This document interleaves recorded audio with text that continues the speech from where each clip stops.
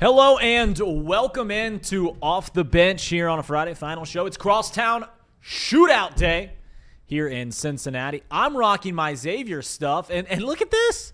Look at this, Stone.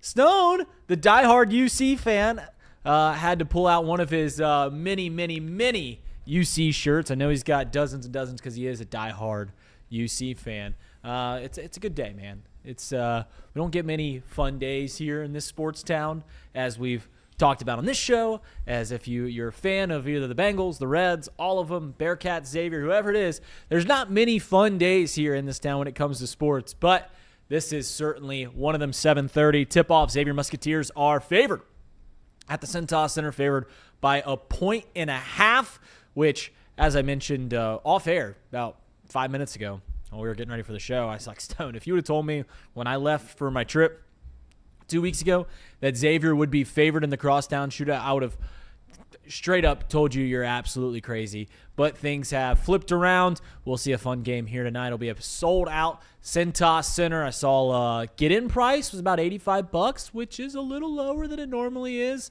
So I don't know if you're a big Xavier UC fan and have interest to go down there, but it should be a fun game. All the less. We're going to have Hudson Klauke from Chatterbox Bearcats. I get tripped up on that. Chatterbox Bearcats on the show at 10:20. Houdini. Going to be talking about the Crosstown Shootout. We had a bunch of Xavier guys yesterday. We're having a UC guy on today. They're doing a live watch-along. They're doing a pregame and a postgame show, and they will be at Martino's tonight. The pregame show is slated to go at 7.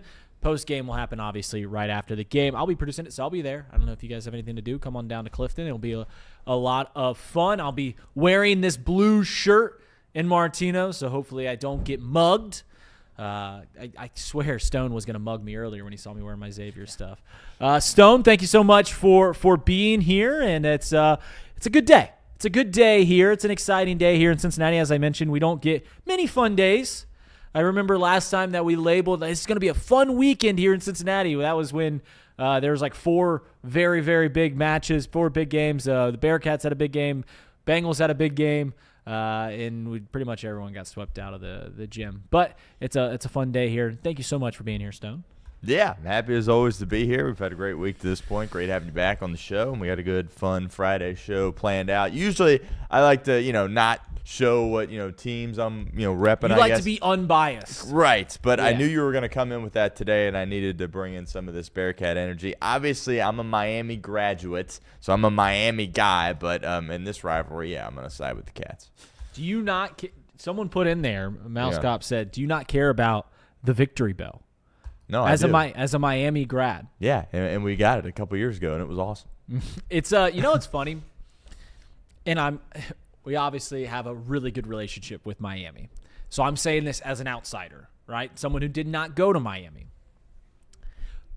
The hatred that Miami has for the University of Cincinnati is actually incredible, because it feels like those two teams are on different tiers. Right, it feels like one team's in the Big 12, one team's in the not trying to blast Miami here at all, but it feels like those teams are on much different tiers. But the hatred that they have for the University of Cincinnati is incredible. Miami with a big game tomorrow night up there at Ford Field. You gonna go cheer on your alma mater up at Ford Field tomorrow? No, but I'll probably tap in. It's same time as Texas Tech BYU at noon, so we'll probably be watching both of those. But yeah, we had Chuck Martin on earlier this week, and it was a rough start for the Red Hawks, but they got hot at the right time, and hopefully they can win another MAC title. It's 3 years in a row they've been in this game now. Yeah, it is. It's big time. Big time. It's a fun game. It's a fun game up there at Ford Field for the Mid-American Conference. But obviously the big game tonight is Xavier versus the University of Cincinnati at the Cincy Center, 7:30 tip.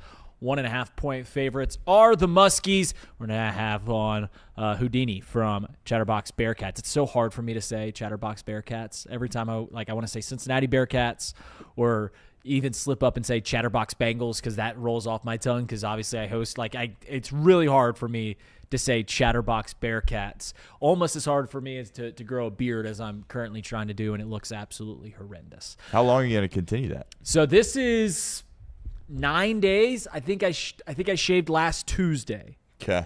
Bengals won, which I will admit is part of the reason I'm fueling this. Okay. Another reason that I'm growing out my beard is I drove down to Florida. Mm-hmm. We took my wife's uncle's car down there. He has a place down there. We took the car to his place, and we flew back. So my toiletry, some of my razor and my shaving cream couldn't come on the plane, right. And it's coming back with the in-laws today. Actually, is when I'll be getting my razor. And I could obviously go to Walgreens, Kroger, wherever, and get a new razor. But I was like, you know what? We'll see what happens. We'll see what happens if I grow this out. My wife told me yesterday it looks absolutely terrible. Everyone has told me it looks absolutely terrible. So we'll continue to grow it, see if it gets any better. I like to think that it's in, when people were younger and they'd grow out their hair and it'd be like, yeah, it's in the awkward stage. I got my hair's in the awkward stage, and you're just praying that it gets better. I'm praying that happens with my beard. I don't have a lot of confidence that it will happen. So we'll keep it going. We'll keep it rolling for a little while longer. If the Bengals lose on Sunday, then I'll probably get shaved, if I'm being completely honest. Not that I'm superstitious, but I guess a little stitious. Yeah, that's the old office. I'm a little stitious. All right, so yesterday we didn't talk about the Cincinnati Reds made. They brought back their closer Emilio Pagan, 2-year, $20 million deal. And Stone, he said, "Reed, you haven't talked about this. Let's bring this up." So I thought I'd give you my thoughts on this. Emilio Pagan is going to be the Reds closer. He had a good year last year, 2.88 ERA. He threw 68 and 2/3 innings. 2 years, $20 million.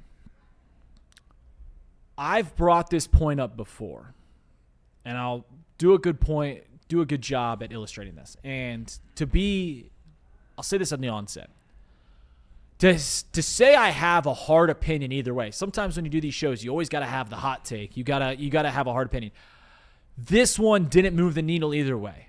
But I'll reiterate this point when it comes to what I think is the most copacetic, what I think is the most advantageous way of roster construction for the Cincinnati Reds. There are 4 pieces of a roster. 5, really, when it comes to Major League Baseball. There's your outfield, your infield, your starting pitching, your relief pitching, and I guess you got your bench too.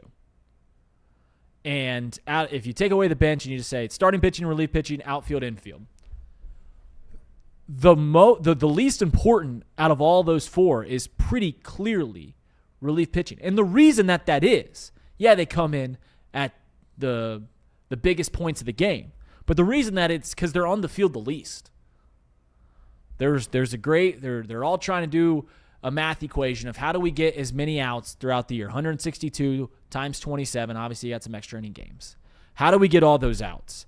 And relief pitchers take up such a small margin of how many outs, how long they're on the field, that they are, out of those 4 pieces, the least important. And I understand that 2 years ago, 2023, relief pitching, was part of the reason that the Reds missed out on the postseason. I understand that in 2019, relief pitching was a major reason why the Cincinnati Reds missed out on the postseason. And I understand fully that when you look back at the games, it is so easy to get so hung up on how your bullpen pitched, how your bullpen performed. Because, one, it is often the highest impact parts of the game. Some 3-run double in the 8th inning that gives the opposing team a lead, that feels like a gut punch. That feels like a kick to the groin. So you remember it more. And secondly, the reason that you often remember when a bullpen does bad, or it feels extra that a bullpen does, is because you just expect them to do their job. You go out there, you got to get 3 outs. We're not asking you to go out and throw 7 scoreless innings. We're asking you to get 3 outs or get us out of this. So it's easy to get so hung up, and you're bringing in new players, and they don't have a chance to perform better. Like, they have one objective. If you're a position player, you get 5 at bats, you have to succeed in 2 of them, and you got to make 3 plays out in the field. If you make a mistake, you do have another opportunity to make up for that. You strike out, well, you're going to get a chance to hit again. You go out there and you pitch your 3 outs. You give up a run, you failed, and there's no coming back from that. So I understand why it is so easy to get hung up. But when the Reds roster construction, when the Reds payroll is what it is, 120, whatever it is, their final payroll numbers are going to be this year, allotting $10 million of it seems like a stiff investment. Last year, they paid $6 million to Taylor Rogers, and you might say $6 million in today's baseball. That is far too much money for where the Reds are at. You can get similar production from guys taking flyers on the walls of guys that had success 2-3 years ago, or guys that haven't had success, but you really like the shape of their pitches. You really like the way that they, the velocity of their fastball. And, we can give this guy $1 million in a flyer. We'll give him 20 innings and see how he does. All right, he's not very good. We'll check. Like $6 million to Taylor Rogers last year, he'd be much better off signing 6 different left-handed pitchers for $1 million and finding maybe success out of 1 or 2 of them than it is to what you think is a guy that has tenure, the guy that has had a track record of success. Emilio Pagan, you need a guy that can come in, get a strikeout in these hairy situations. And as I mentioned, 2 years, $20 million, it's not the end of the world. But the Reds pretty much only have one bullet in the chamber on an expensive relief pitcher, and they're using it on Pagan. And maybe that's the easiest course of action. And you need one guy that you feel pretty confident. You can't take flyers off the wall for every single guy on your bullpen. You just can't operate like that. But I'll continue to say that the Reds, the way that they operate, they cannot take too many big contract relief pitchers. I remember I had a conversation with our boss, Trace Fowler, a few years ago, and he was talking about the Reds need to get a guy like Josh Hader. He needs to get, I think it was Josh Hader who he was talking about. And I just told him point blank, I was like, no, they can't. They just cannot. Think about how poor Jeimer Candelario's contract is. 4-year, $15 million per year, $60 million overall. That's a guy that has had no success. But if you start giving guys $10, $15 million to be your bullpen, and bullpen guys, they come and go. They have good years. They have bad years. 1 year they'll have a 5 ERA. The next year they'll have a 1.7. Just how the game works. Is your confidence going that year? You don't have a whole lot of opportunities to shrink that ERA. Edwin Diaz, or Alexis Diaz a few years ago, had a couple terrible outings to start the year. It ruined his ERA for the rest of it. I know he's gone. I know he never got back to 2023 form. But these guys just have so few opportunities to earn their keep. And the Reds are just not in a position to spend big money. And now the question is does this hurt the Reds' opportunity to get a guy like Kyle Schwarber? As people on our Discord, people on Twitter were talking about, if the Reds are spending $10 million on Emilio Pagan, well, that takes away the budget because the Reds have laid out, this is how much money we have to spend. But I think that when they talk about that, they're setting a baseline so that they don't overdo it. They're setting a baseline so that they don't say, hey, we said we were going to spend $50 million this offseason. We only spent $30. You set a baseline. Same thing, not to be grotesque, not to be morose here, but same thing that doctors do when they go like, hey, you got 6 months to live. Like they set a really low bar so that you overcome it and eventually go on. So I think that's what the Reds are doing. I don't think this takes them out of the Kyle Schwarber sweepstakes. I don't think the Reds are going to get Kyle Schwarber, but I don't think that signing Emilio Pagan for 2 years, $20 million is going to pull them out of that free agent signing. All right, that's my Reds bit. Now we're going to talk about the Crosstown Shootout. Had a couple of Xavier guys on yesterday. And, of course, we gotta hear from the other aisle. Unfortunately, we got to hear from the other aisle. Houdini from Chatterbox Bearcats, thank you so much for hopping on. I got to ask you, scale of 1 to 10, how nervous are you about tonight? I didn't get a lot of sleep last night, Reed. I'm certainly nervous. It's an interesting – this is like the weirdest Crosstown Shootout that I can remember. It's all brand new guys. And Xavier just chucks a ton of threes. Like, I do not know what to expect at all. I did place a wager on UC, though, so I'm, fairly confident. Listen, if I would have, I mentioned this earlier on the show, 2 weeks ago, if I would have told you you're getting plus money on the Bearcats, I think that all the guys at BlackRock and all the financial institutions be like, hey, that feels like a pretty safe bet. Hopefully you didn't put the whole RIN on it because it's been since 2001 since you guys have won at Centos. Thanks for reminding me. Yeah, I forgot about that. I mean, it's almost embarrassing that we're dogs in this game. It truly is. And that's really an indictment on UC more so than Xavier. They got a first-year coach. a Mountain West roster and we're underdogs? Come on. All right, so let me ask you this question. I just mentioned it. 2 weeks ago, I asked these Xavier guys that we had on the show yesterday the same question. 2 weeks ago, it seemed like the consensus in this town, and rightfully so, was UC is going to win this Crosstown shootout. Xavier doesn't have a very good roster. UC is very talented. They have some pieces. 2 weeks, that's been completely flipped on its head. UC's played maybe the worst 2-week stretch in the Wes Miller era. Obviously had the big loss against EMU last year. What has been, they say, positively the driving force, what has been the dragging force of UC over these past few weeks? I don't know what it is. I don't know if it's the longer that Wes Miller has his paws on an offense that we just get worse and worse. Because we started out the season, we saw an exhibition game. Granted, it's exhibition. We put up over 100 against Michigan. And then you're playing teams like Tarleton and Eastern Michigan, and there's no offensive flow. One of the biggest issues is we're not getting the ball inside at all. We're chucking a lot of threes. Like I mentioned, Xavier shoots a lot of threes.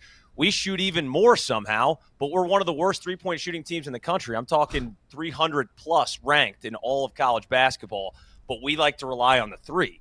We got massive big guys. We're not finding a way to get into the interior. We're not using our size or athleticism. So there's a lot of issues just schematically, I think, with the offense, and Wes Miller needs to figure it out. I'm not that confident that he will figure it out because we've seen it for, this is the 5th season in a row now that we've had these issues. You mentioned they're not getting the ball inside. There is a clear as day length advantage, height advantage for UC over Xavier tonight. How important it is, do you think it's going to be for UC to use that length on the offensive side of the ball tonight?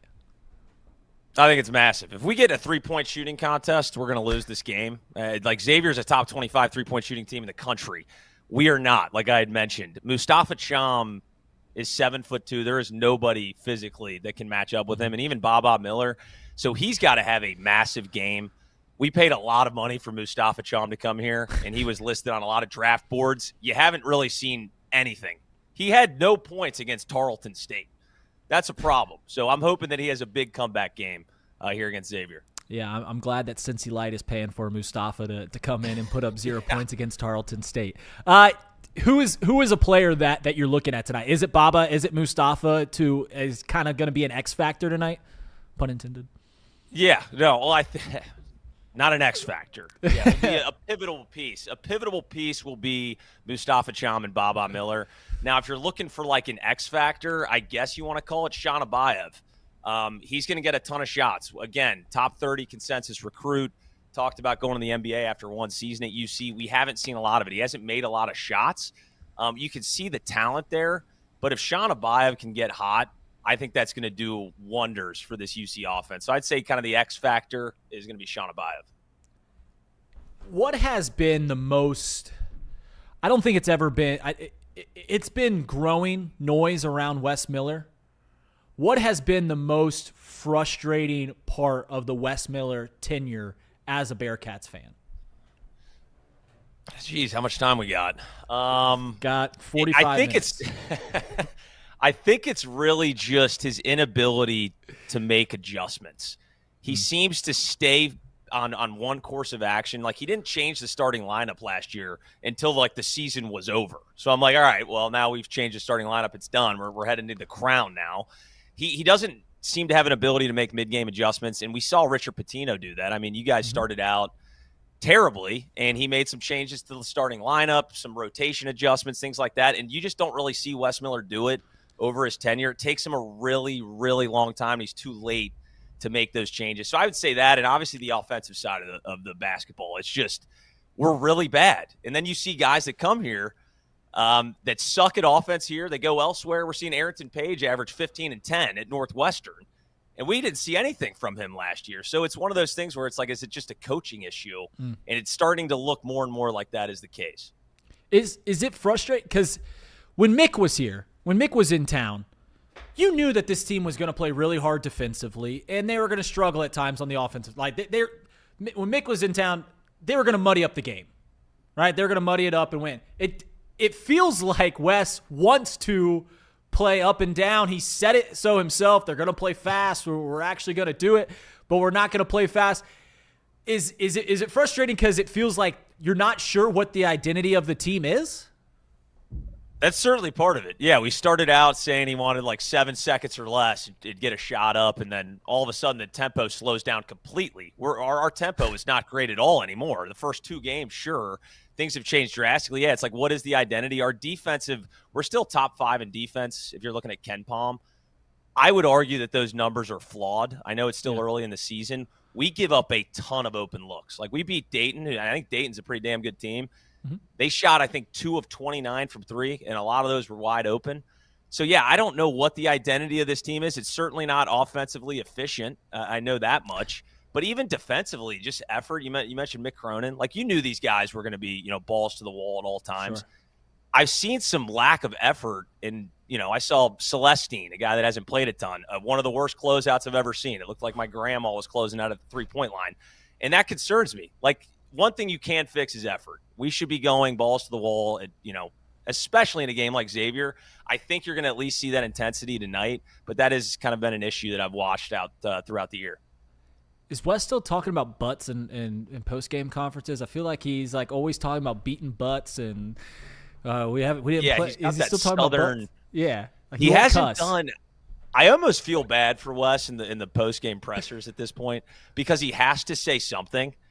And he's always like, I'm gonna be the hardest working guy to make this team right, and everybody like quote tweets it like, what an idiot, this guy's a complete idiot. Like, how many times can he say this?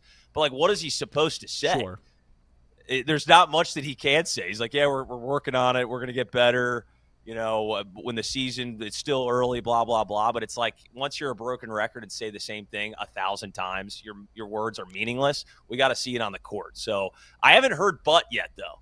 Not this I'll be year. watching out for that tonight. I don't think so. It's not this year. That was a prior year thing. He's plenty. He said, but what was the quote? Hilton Head, right? He's got to start looking for a place. What was your take on him saying he's got to go looking for a place in Hilton Head if they don't win? So this is fake news, Reed. This is fake news. Okay. This is fake news media. It was actually a pretty good troll job though, because there was a couple group chats that had this. So I'm like, I got to find this article.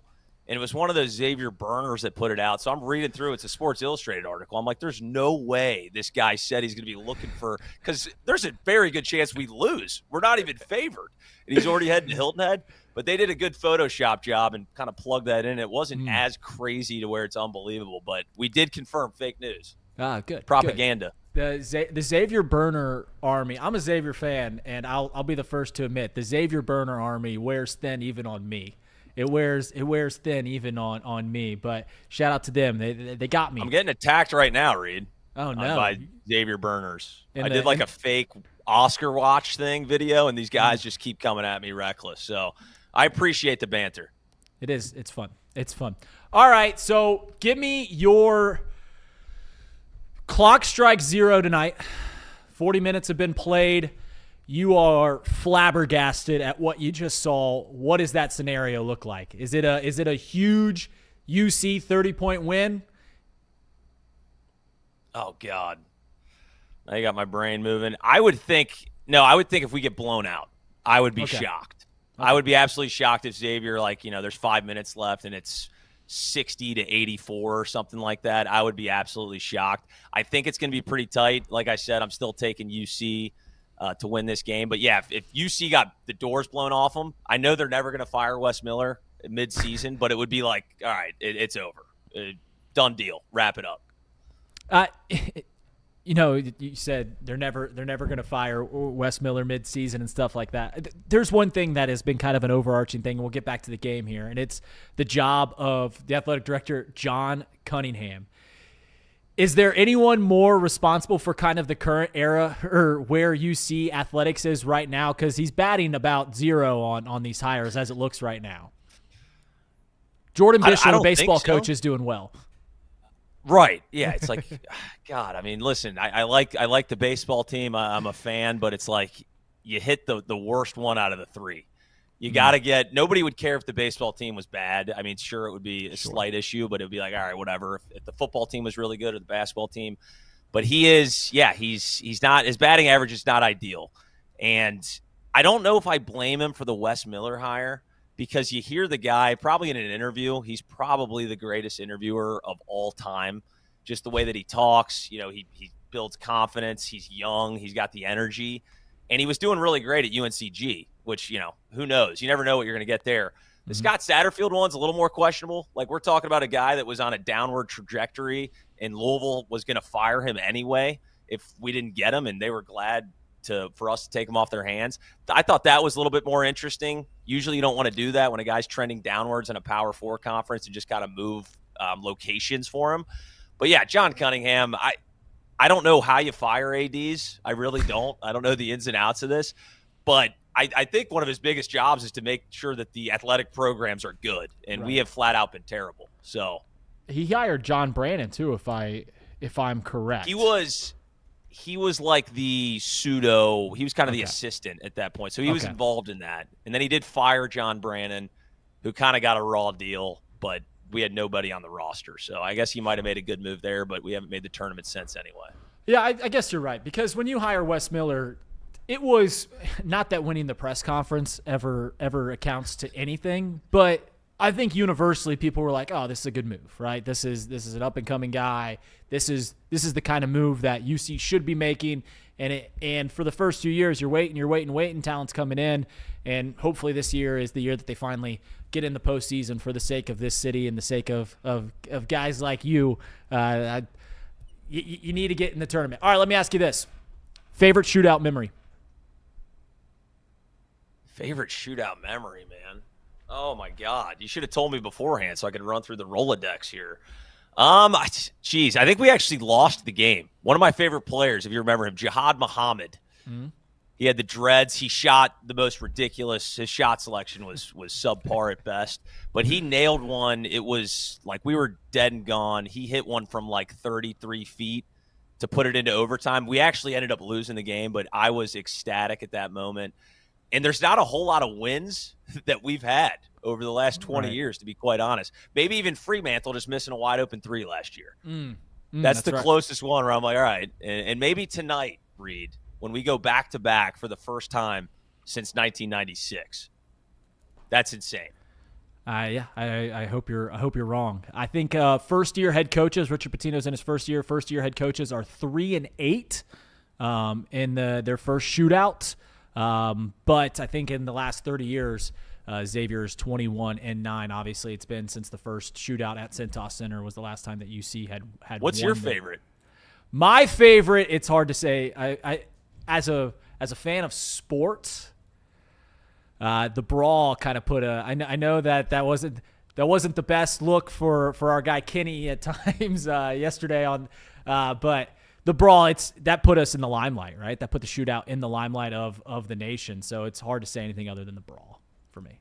The brawl was great. That is great memory. They had to take out the name Shootout altogether. Mm-hmm. Had to do like the Crosstown rivalry or something. Crosstown and actually, showdown. I think showdown. I think both teams, because Lily was mentioning that, we actually lost to Presbyterian and Marshall, I think, that year.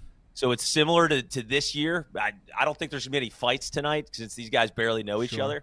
Right. But maybe it'll work out. Maybe we lose, and then, we go on, and Wes Miller changes everybody's mind, and we make the tournament and go to the Sweet 16. Who knows? Do you think that takes the fact that all these players are new? Day Thomas, the only guy that's coming back to play this game again. Do you think that takes away from this?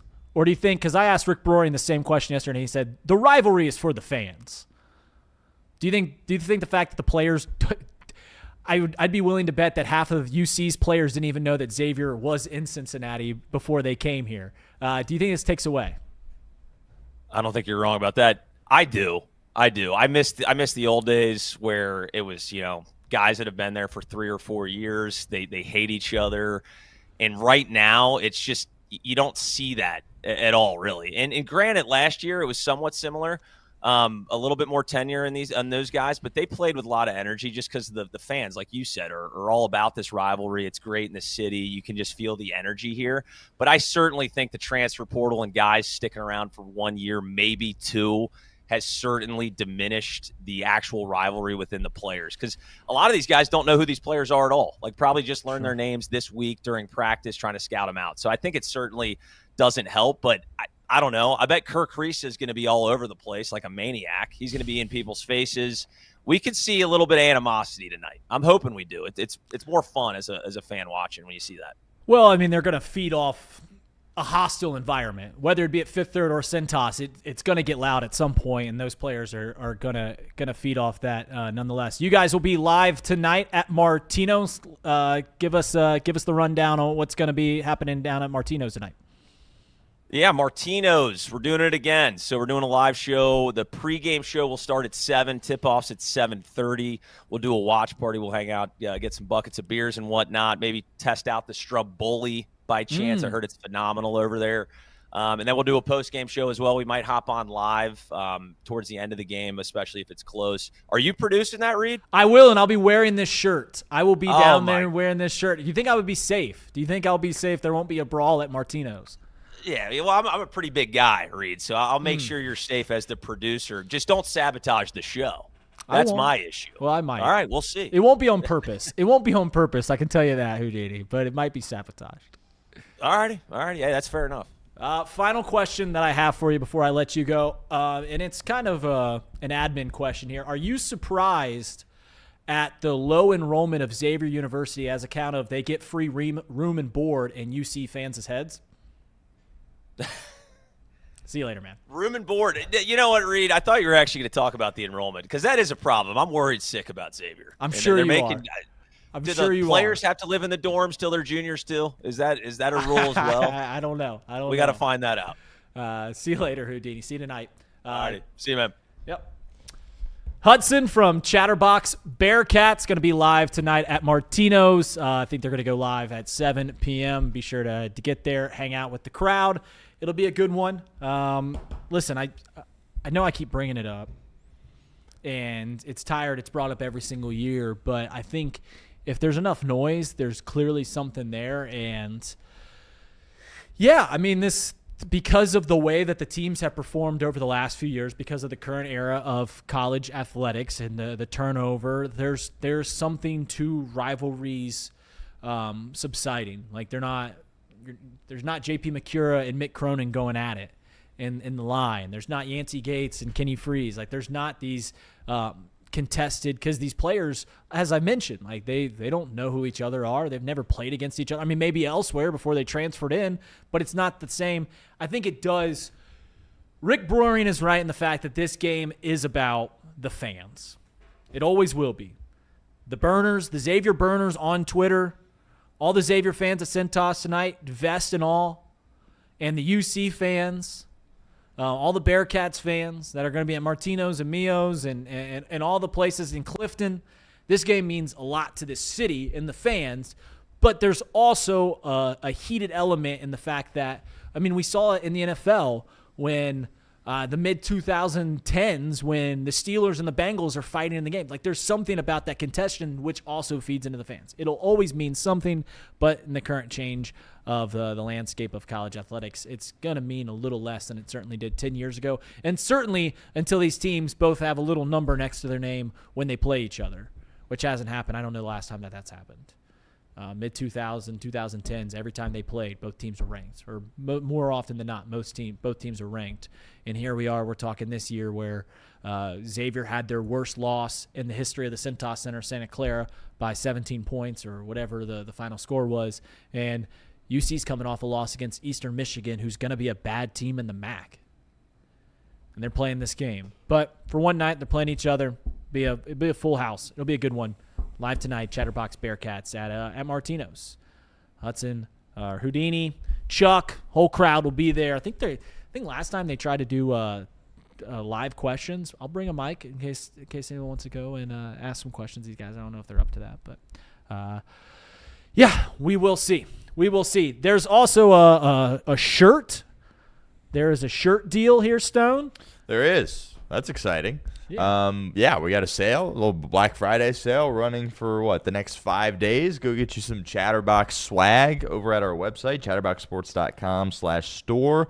And the deal is 2 shirts for $40. All you got to do is use code DOUBLE, DOUBLE. Chatterbox Bengals, Chatterbox Reds, Chatterbox Bearcats.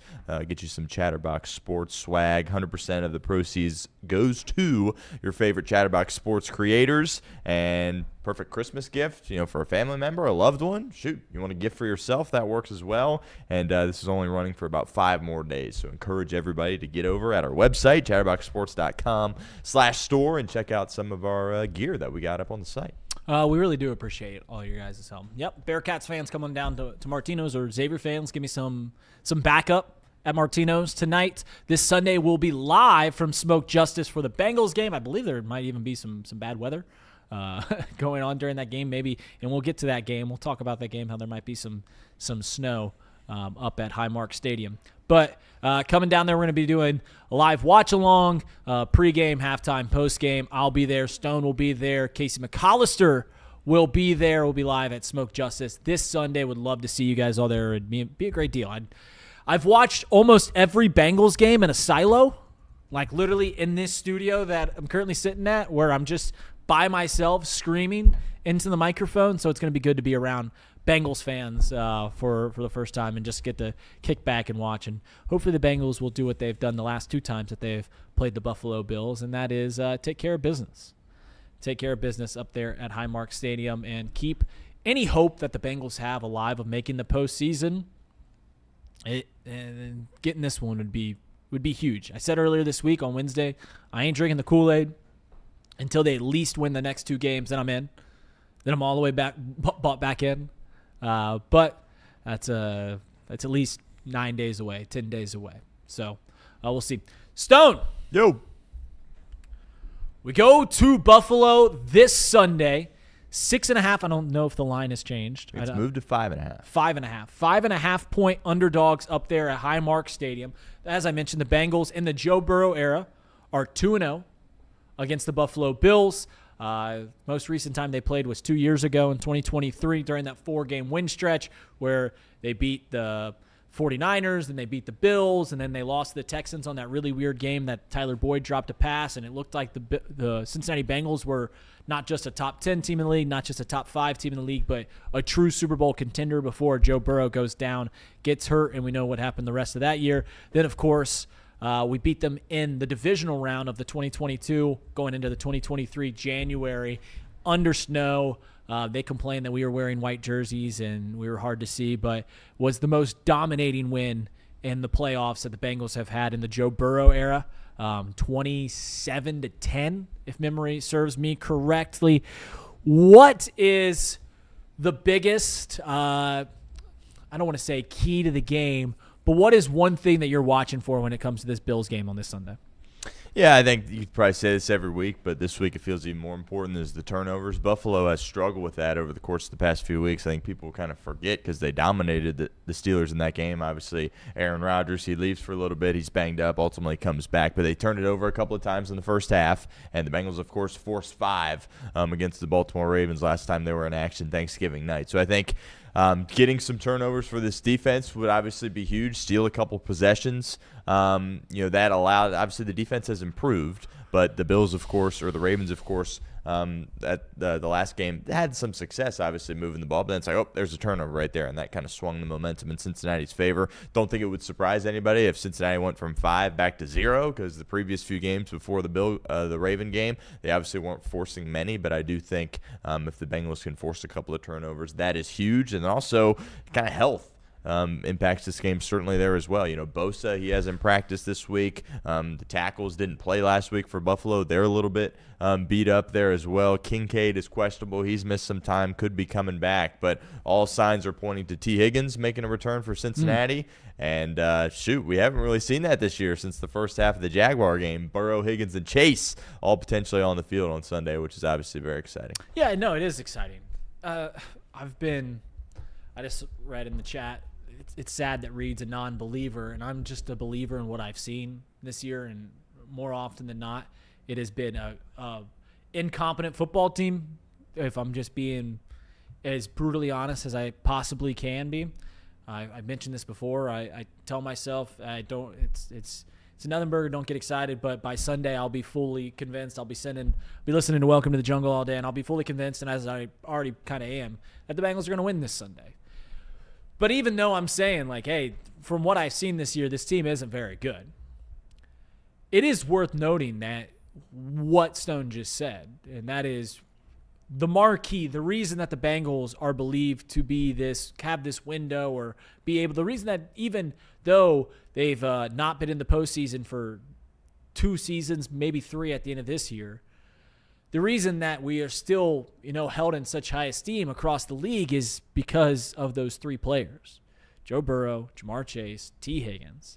And we know that when all 3 players are out on the field and when all 3 players are at full health, we are as tough as anybody in the league to beat.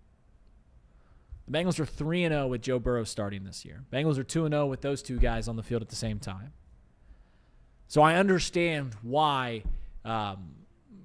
it's easy to go, I think the Bengals can do this. I think the Bengals can win certainly those last 3 games that they'll be favorites in. But this game this Sunday against the Bills and the game next Sunday at home against the Baltimore Ravens, and this team can do what they did last year, which is go from 4-8 to 9-8 and waiting on Sunday to see if they can make the postseason, which, by the way, this year is much different in that regard because if we do get to 9-8, it would almost certainly mean that we are in. It would mean that we're in. I don't have the playoff machine in front of us, but I imagine if you tack off 5 wins in a row, you need what? 1 more loss, 2 more losses from the Steelers, from the Pittsburgh Steelers, and you're in. And they play the Ravens this week, and that's a big game in terms of knowing what we have to do. But man, I will give credit to the guys that I fought with tooth and nail for 2 weeks once we heard the news that Joe Burrow was coming back, and they're like, why don't you want to see Joe Burrow? It is a delight. It is a delight to see number 9 go out there and play. I will admit that I take a deep breath every time I watch him drop back, and I hope that I don't get the opportunity to do an I told you so if there's some small injury, because I don't want to do that. I want to be wrong. I want to be wrong, so wrong about bringing Joe Burrow back was the good idea. I want to be wrong. But I just have a strong suspicion that I will be right in some capacity in terms of it was too little, too late, or, gets banged up just minorly, or something wrong happens. All right, final 10 minutes of the show, Stone, unless you've got something to add there about that point. We'll revisit that on Monday. Okay. We'll revisit that on Monday. Do you need to send me an email or no? I don't. Okay. I will do buy or sells from up here. We're not going to do reads 5. We're going to do buy or sell here in the final 10 minutes. A lot of conversations about the Cincinnati Bengals. There was also something that I wanted to get to about the Cincinnati Reds and Reds Fest. I saw the list of names. We'll do that right here. You want the we get list? into buy or sell. No, let me lead into this. Yeah. I know I'm beating a dead horse here. I know that every fan of the Cincinnati Reds, me not being one of them, is well aware of where the Cincinnati Reds franchise has been over the last 30 years. 1995 was the last time that they advanced in the postseason. They made it to the NLCS that year, and they've been to the postseason, 5 times since? 5 times since. The NLDS 3 times, or the NLDS twice, and the wild card round 3 times. Haven't advanced. In fact, I think they've only won 2 games over the last 30 years, postseason games. And we are all well aware of that. But when I saw, and I have some memories of me being at Reds Fest, when I saw the list of alumni that are going to be at Reds Fest, and Reds Fest is an awesome experience if you're a baseball fan, especially if you're a Reds fan. It's an awesome experience. But Stone, go ahead and put that image up. When you look at the players that are going to be there, it's not hard to understand why the Reds have had such a lackluster 30 years. Look at the alumni that are going to be up there.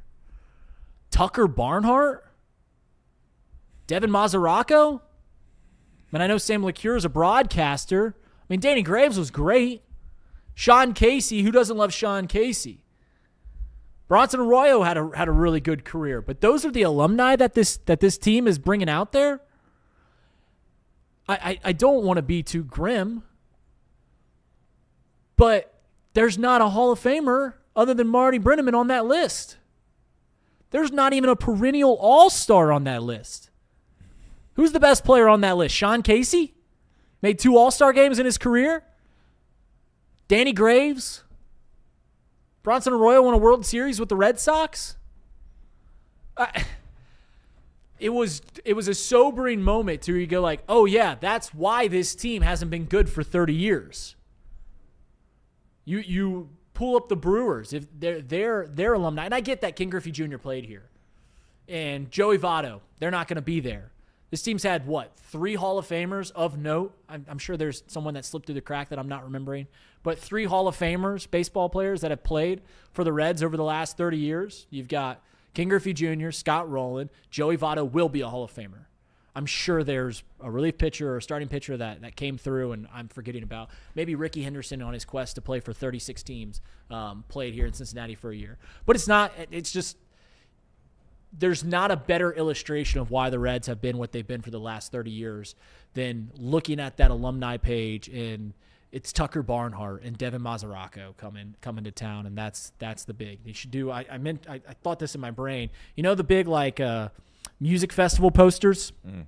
They should do that with the Reds, with the Reds alumni, and at the top, instead of Taylor Swift headlining Bonnaroo, you've got Tucker Barnhart headlining Reds Fest on Friday night. Q&A with old Tucker.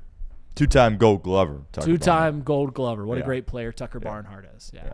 And, hey, listen, I had a great career, probably close to full pension. It just illustrates where the Reds have been over the last 30 years, that you're not getting guys like I'll mention the Brewers here. You're not getting guys like Ryan Braun, Giovanni Gaillard, like Ben Sheets. Like those are really good players and MVP valuable players. Obviously the Cubs. I was trying to stick away from the Cubs. I mean, you do the Cardinals: Albert Pujols, Yadier Molina, Scott Rowland, Larry Walker, Jim Edmonds, Chris Carpenter, Adam Wainwright. Do the Cubs. You got Carlos Zambrano, Kerry Wood, Mark Pryor, Aramis Ramirez, Derek Lee, Fonzo Soriano, Anthony Rizzo, Chris Bryant. The Pirates are in the same boat. But let's get to buy or sells. Get to buy or sells as I'm just rambling on about how bad I think the Reds Fest. I got to show a picture. There's a picture of me wearing a Reds jersey at a Reds Fest thing that I've been hiding for a long time. But I'll find it and I'll share it because I've got nothing to hide. All right, buy or sell in the last 5 minutes. We'll probably only get to a couple of them, Stone. And okay. I'll ask the question and you tell me buy or sell. All right. Buy or sell. The Bengals offensive line is good. Sell. Okay. It's the best that we've seen with the Joe Burrow, during the Joe Burrow era. There's a lot of improvement that needs to happen. We've talked to people that have come on this show about, can you just run it back with the same offensive line next year? Obviously, Orlando Brown's still under contract. You feel good about what you have in Mims there. Orlando Brown's actually been a little bit better the past few weeks, which is promising, but he just doesn't have much athleticism, and he's just a huge guy that kind of just stands put and is easily a guy that you can get around. Not a lot of confidence there. Rivers, they experimented with him. He's a 5th-round pick. He doesn't need to 100% be a starter. Obviously, it would be nice to finally hit on somebody at that part of the NFL draft. Reisner's been really good since he's been implemented back in with the starters. Obviously, basically signed him off the street at the beginning of the year. He played a little bit. Patrick goes down immediately in week 1. It's like, we got to throw this guy in here. Some growing pains, but specifically in pass protection the past few weeks, he's been really, really good. So I would say it's above average right now, which is very promising, especially obviously with Joe Burrow back there, but I'm hesitant to call it good yet at this point. Okay, no, it's the long bit that I've put. I said it at Arrowhead Stadium when I went to the AFC Championship game a few years ago. You keep 9 upright, you cannot stop this team more often than not. And on top of that, if you give him a good run game, you give Chase Brown going for 100 yards, this offense is borderline unstoppable. And for the first time, and I've mentioned multiple times now that I don't like the idea of Joe Burrow playing, for the first time, I do feel a little more confident than I have in years past that he will get the proper protection. Dalton Reisner's been playing well. Orlando Brown been up and down this year. Mary's like the offensive line, is it good? It's not a full sell, it's not a full buy, but you're definitely leaning towards sell. But for the first time in a few years now, there appears to be not complete contempt when it comes to that offensive line unit. It's not been a objective disaster. So I'll sell. Also, I saw people were chiming in on my Reds Fest take, and they're like, who's going to these conventions? Well, I just looked up who's going to Cubs Con this year. Tell me if you heard of these guys. Anthony Rizzo, John Lester, Kyle Hendricks, Joe Madden, just a couple to name going to Cubs Con. Red Zone Kyle Hendricks.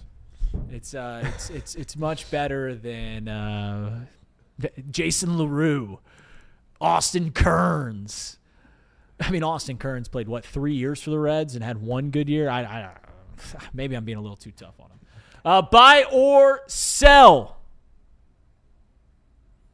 John Cunningham deserves to be fired. We'll see if UC makes the tournament in basketball. But unfortunately for now, I got to buy it, right? I mean, Hudson was talking about this when he came on. I mean, you can't miss that badly here, especially with football, right? And I get, I like Wes. I'm rooting for Wes. Hopefully he can get this thing figured out. I think if he makes the tournament, the AD should be fine. But UC, again, it's kind of the same thing. They bring some optimism with a hot start, and they fall off the edge of a cliff again at the end of the year. I understand that they improved off of last year's season, but, 7-5, the expectation here is a lot higher than that. And unfortunately, since Fickle left, you haven't even been able to flirt with what the expectation really is. By all accounts, I've heard that Cunningham's a good guy. It's uncomfortable to sit here and go after him for these hires. But, yeah, I think for now, somebody needs to be held accountable, especially if UC basketball can't make the tournament. But you wouldn't do it right now. See how they do tonight. See how they do throughout the Big 12 schedule. But if they're getting blown out by these Big 12 teams, really good teams in the Big 12, and UC's eliminated from tournament contention with still a couple of weeks left in the season, then you might have to think about making a change. I'll say this. He's the one who brokered in the deal to get the Bearcats into the Big 12. Though I think with conference realignment, it wasn't the hardest gates to get through to get into a major power conference, as we saw, schools like UCF and get into the Big 12. But he did do that. He did broker that deal.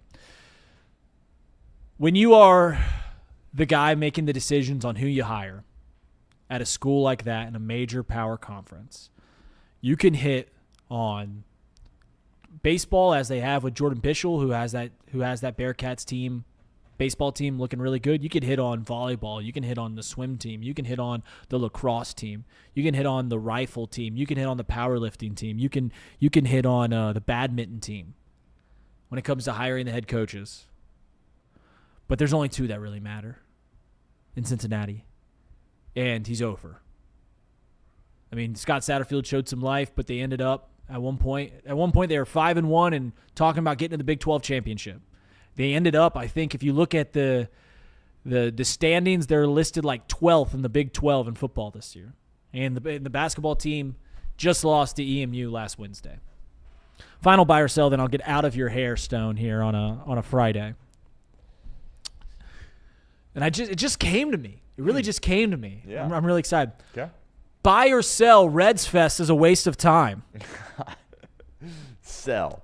All right, absolute sell. You mentioned Kyle Hendricks. The Reds absolutely own Kyle Hendricks. You're out here slandering Tucker Barnhart. Guy's got 2 gold gloves. He was a really good player. No, he's not a Hall of Famer. We understand that. Austin Kearns, that was a really fun year. And I remember the jerseys that the Reds were wearing when Austin Kearns was playing. They had the vests. Those were really cool. So, yeah, look, I know you're wearing your Chicago Cub blue up there and you're getting ready to get your heart ripped out tonight at the Cintas Center.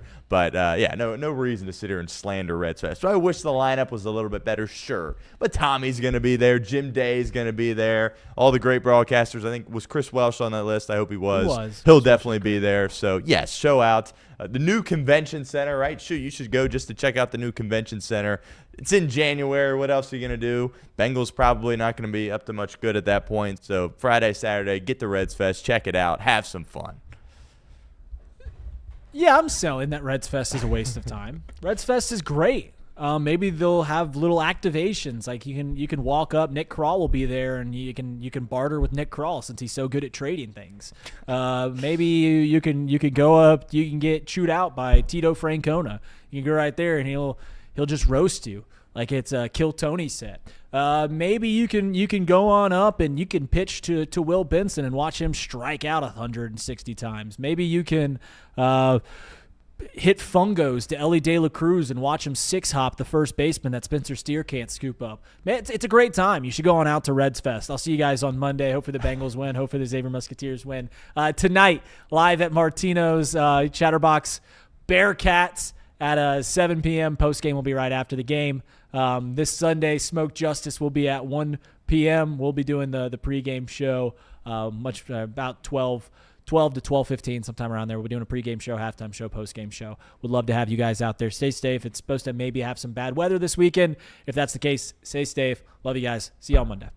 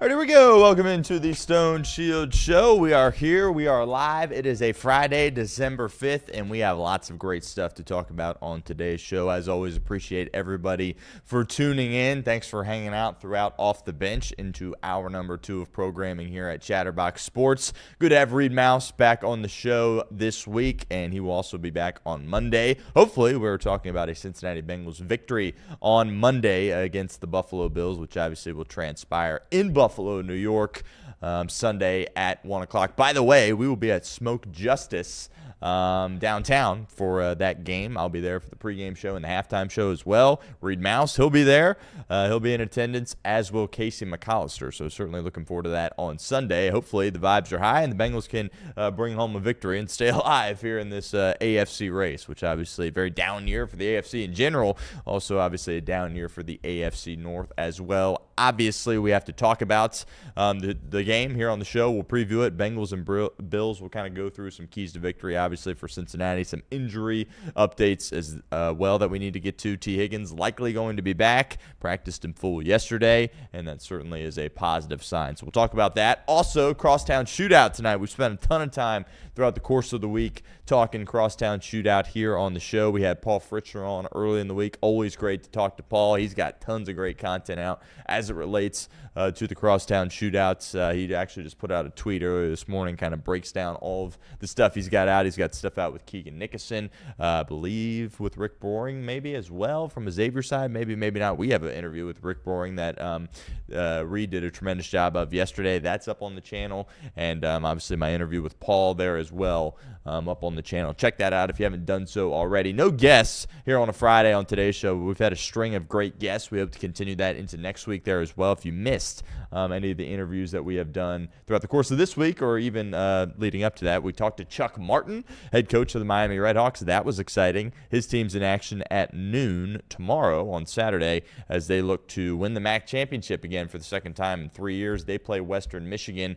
MAC's always tight. It was tight once again this year. Miami had some tiebreakers, went their way. They got hot at the end, and they get an opportunity to go in there, Ford Field in Detroit, and hopefully win another MAC title. Freshman quarterback, by the way, under center for the Miami Redhawks. The Detroit Lions, speaking of Ford Field, they played last night against the Dallas Cowboys. Crazy shootout on Thursday Night Football. Very entertaining game start to finish. And, I think the Dallas Cowboys defense reverted back to old habits, right? Certainly looked like the Dallas Cowboys defense that kind of started out the year. They're probably, as far as hopes of making the postseason for the Cowboys, that probably went by the wayside. They're not obviously eliminated yet, but the Lions stay alive and well as they pick up a big-time win. Jared Goff played some good football there for the Lions. We'll talk about that game. College football weekend preview. We have to do it, and our last time really doing it before the playoffs, right? So excited to discuss some of the games. What a great night of sports tonight, by the way. You got the Crosstown Shootout here in Cincinnati at the Cintas Center. Also have Gonzaga and Kentucky. That's on at 7 o'clock, a little bit before the shootout. That's going to be a tremendous game, kind of like the Zags. And that one, and a couple of conference championship football games, you might be sitting there, why are you watching North Texas and Tulane? Well, both those teams are ranked. Winner probably getting into the college football playoff, right? So I like North Texas in that game. They're 2.5-point favorites against Tulane. Also, Troy and James Madison in action tonight. A good chance James Madison could find their way into this 12-team playoff there as well. And we're not really going to talk too much about those two games, but we are going to talk about the slate tomorrow. The first game, obviously, we're not going to spend too much time talking about the MAC, Miami and Western Michigan. Definitely send our well wishes to the Redhawks as they look to pick up another MAC championship title. But we'll talk about the game in the Big 12, BYU and Texas Tech. Texas Tech favored by 12.5 points in that game. And then the SEC championship game, Alabama and Georgia. All is right in the world, right? Alabama, Georgia. That's what it should be, right? As far as the SEC championship goes, Georgia 2.5-point favorites in that game. We'll preview that. And the big one, number 1 versus number 2, Ohio State and Indiana in action. Indianapolis, Big Ten title game, and the first time since 2009 that we have seen the number 1 team square off with the number 2 team in the conference championship. That transpired in the SEC when it was Alabama and Florida. So some history there in Indianapolis, and we'll talk about that game in depth, as well as round out our show, as we always do here on a Friday, with our best bets of the weekend. We haven't had a losing week in quite some time, and let me just pull this up here really quickly. Where are we at here as far as the year goes? 31, 34, and 3. All right, so still very much attainable, getting into the green here. We've got plenty of time, still lots of NFL games over the course of the next few weeks. So we're close, and we have 5 plays for our best bets of the weekend. Looking forward to getting to those. 3 college football and 2 NFL plays. We'll close out today's show with that, so make sure you stick around for that. Before we get into all the content here really quickly, I do want to remind everybody of the sale that we got going on, chatterboxsports.com/store. Got some T-shirts up there on our website. We had a great deal, kind of a Black Friday special. It's only running for 5 more days. 2 shirts, $40 up on our website, chatterboxsports.com/store. Use code DOUBLE, DOUBLE. Again, sale runs through December 10th. 100% of the proceeds go towards your favorite Chatterbox Sports creators. Chatterbox Bengals, Chatterbox Red, Chatterbox Bearcats. A couple of different shirts, couple of different colors. For example, the Bengals black and orange shirt, 2 shirts, $40. Chatterboxsports.com/store. Really appreciate everybody's support. Go get you some swag, right? Whether it's a gift for yourself or a loved one, obviously this holiday season. Bengals and Bills, Sunday, 1 o'clock. Huge game.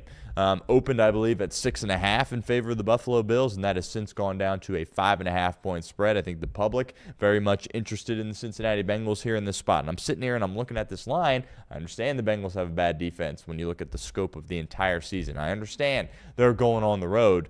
I don't understand why it's 5.5 points. I think it should be around 3 max, right? I truly believe Cincinnati Bengals are going to win this football game. And we've been right about the Bengals the past few weeks, right? We were right about them covering against New England. We're right about them covering and winning the game on Thanksgiving with Joe Burrow coming back in Baltimore. And I think they're going to build off of that momentum. What does Zach Taylor and Joe Burrow do this time of year, December and January? They win. Now, Josh Allen and McDermott, they do the same thing, right? I'm not going to sit here and disrespect Buffalo by any means, right? They're obviously out of the picture, not fully out of the picture, but they're trailing New England. If they lose to Cincinnati, they're definitely out of it for the division, right? They're going to be a playoff team. I predict that they're going to lose this game and still make the playoffs. When you're talking about the Buffalo Bills, lots of interesting matchups in this game. From a health perspective, benefits the Cincinnati Bengals. When you look at the health of their team right now, no Trey Hendrickson. That's about it, right? T. Higgins, he practiced in full yesterday. I don't think he's officially a go, but he's going to play on Sunday, and you're going to get the boys back. We haven't seen this since half number 1 and game number 2 this year against the Jacksonville Jaguars. Burrow, Chase, Higgins, the guys you built your franchise around, the guys that you paid a ton of money, they're going to be in action probably together on Sunday, and that is going to be huge. That in and of itself is like 5.5 points. You kidding me? And the Bills got their issues. They're banged up.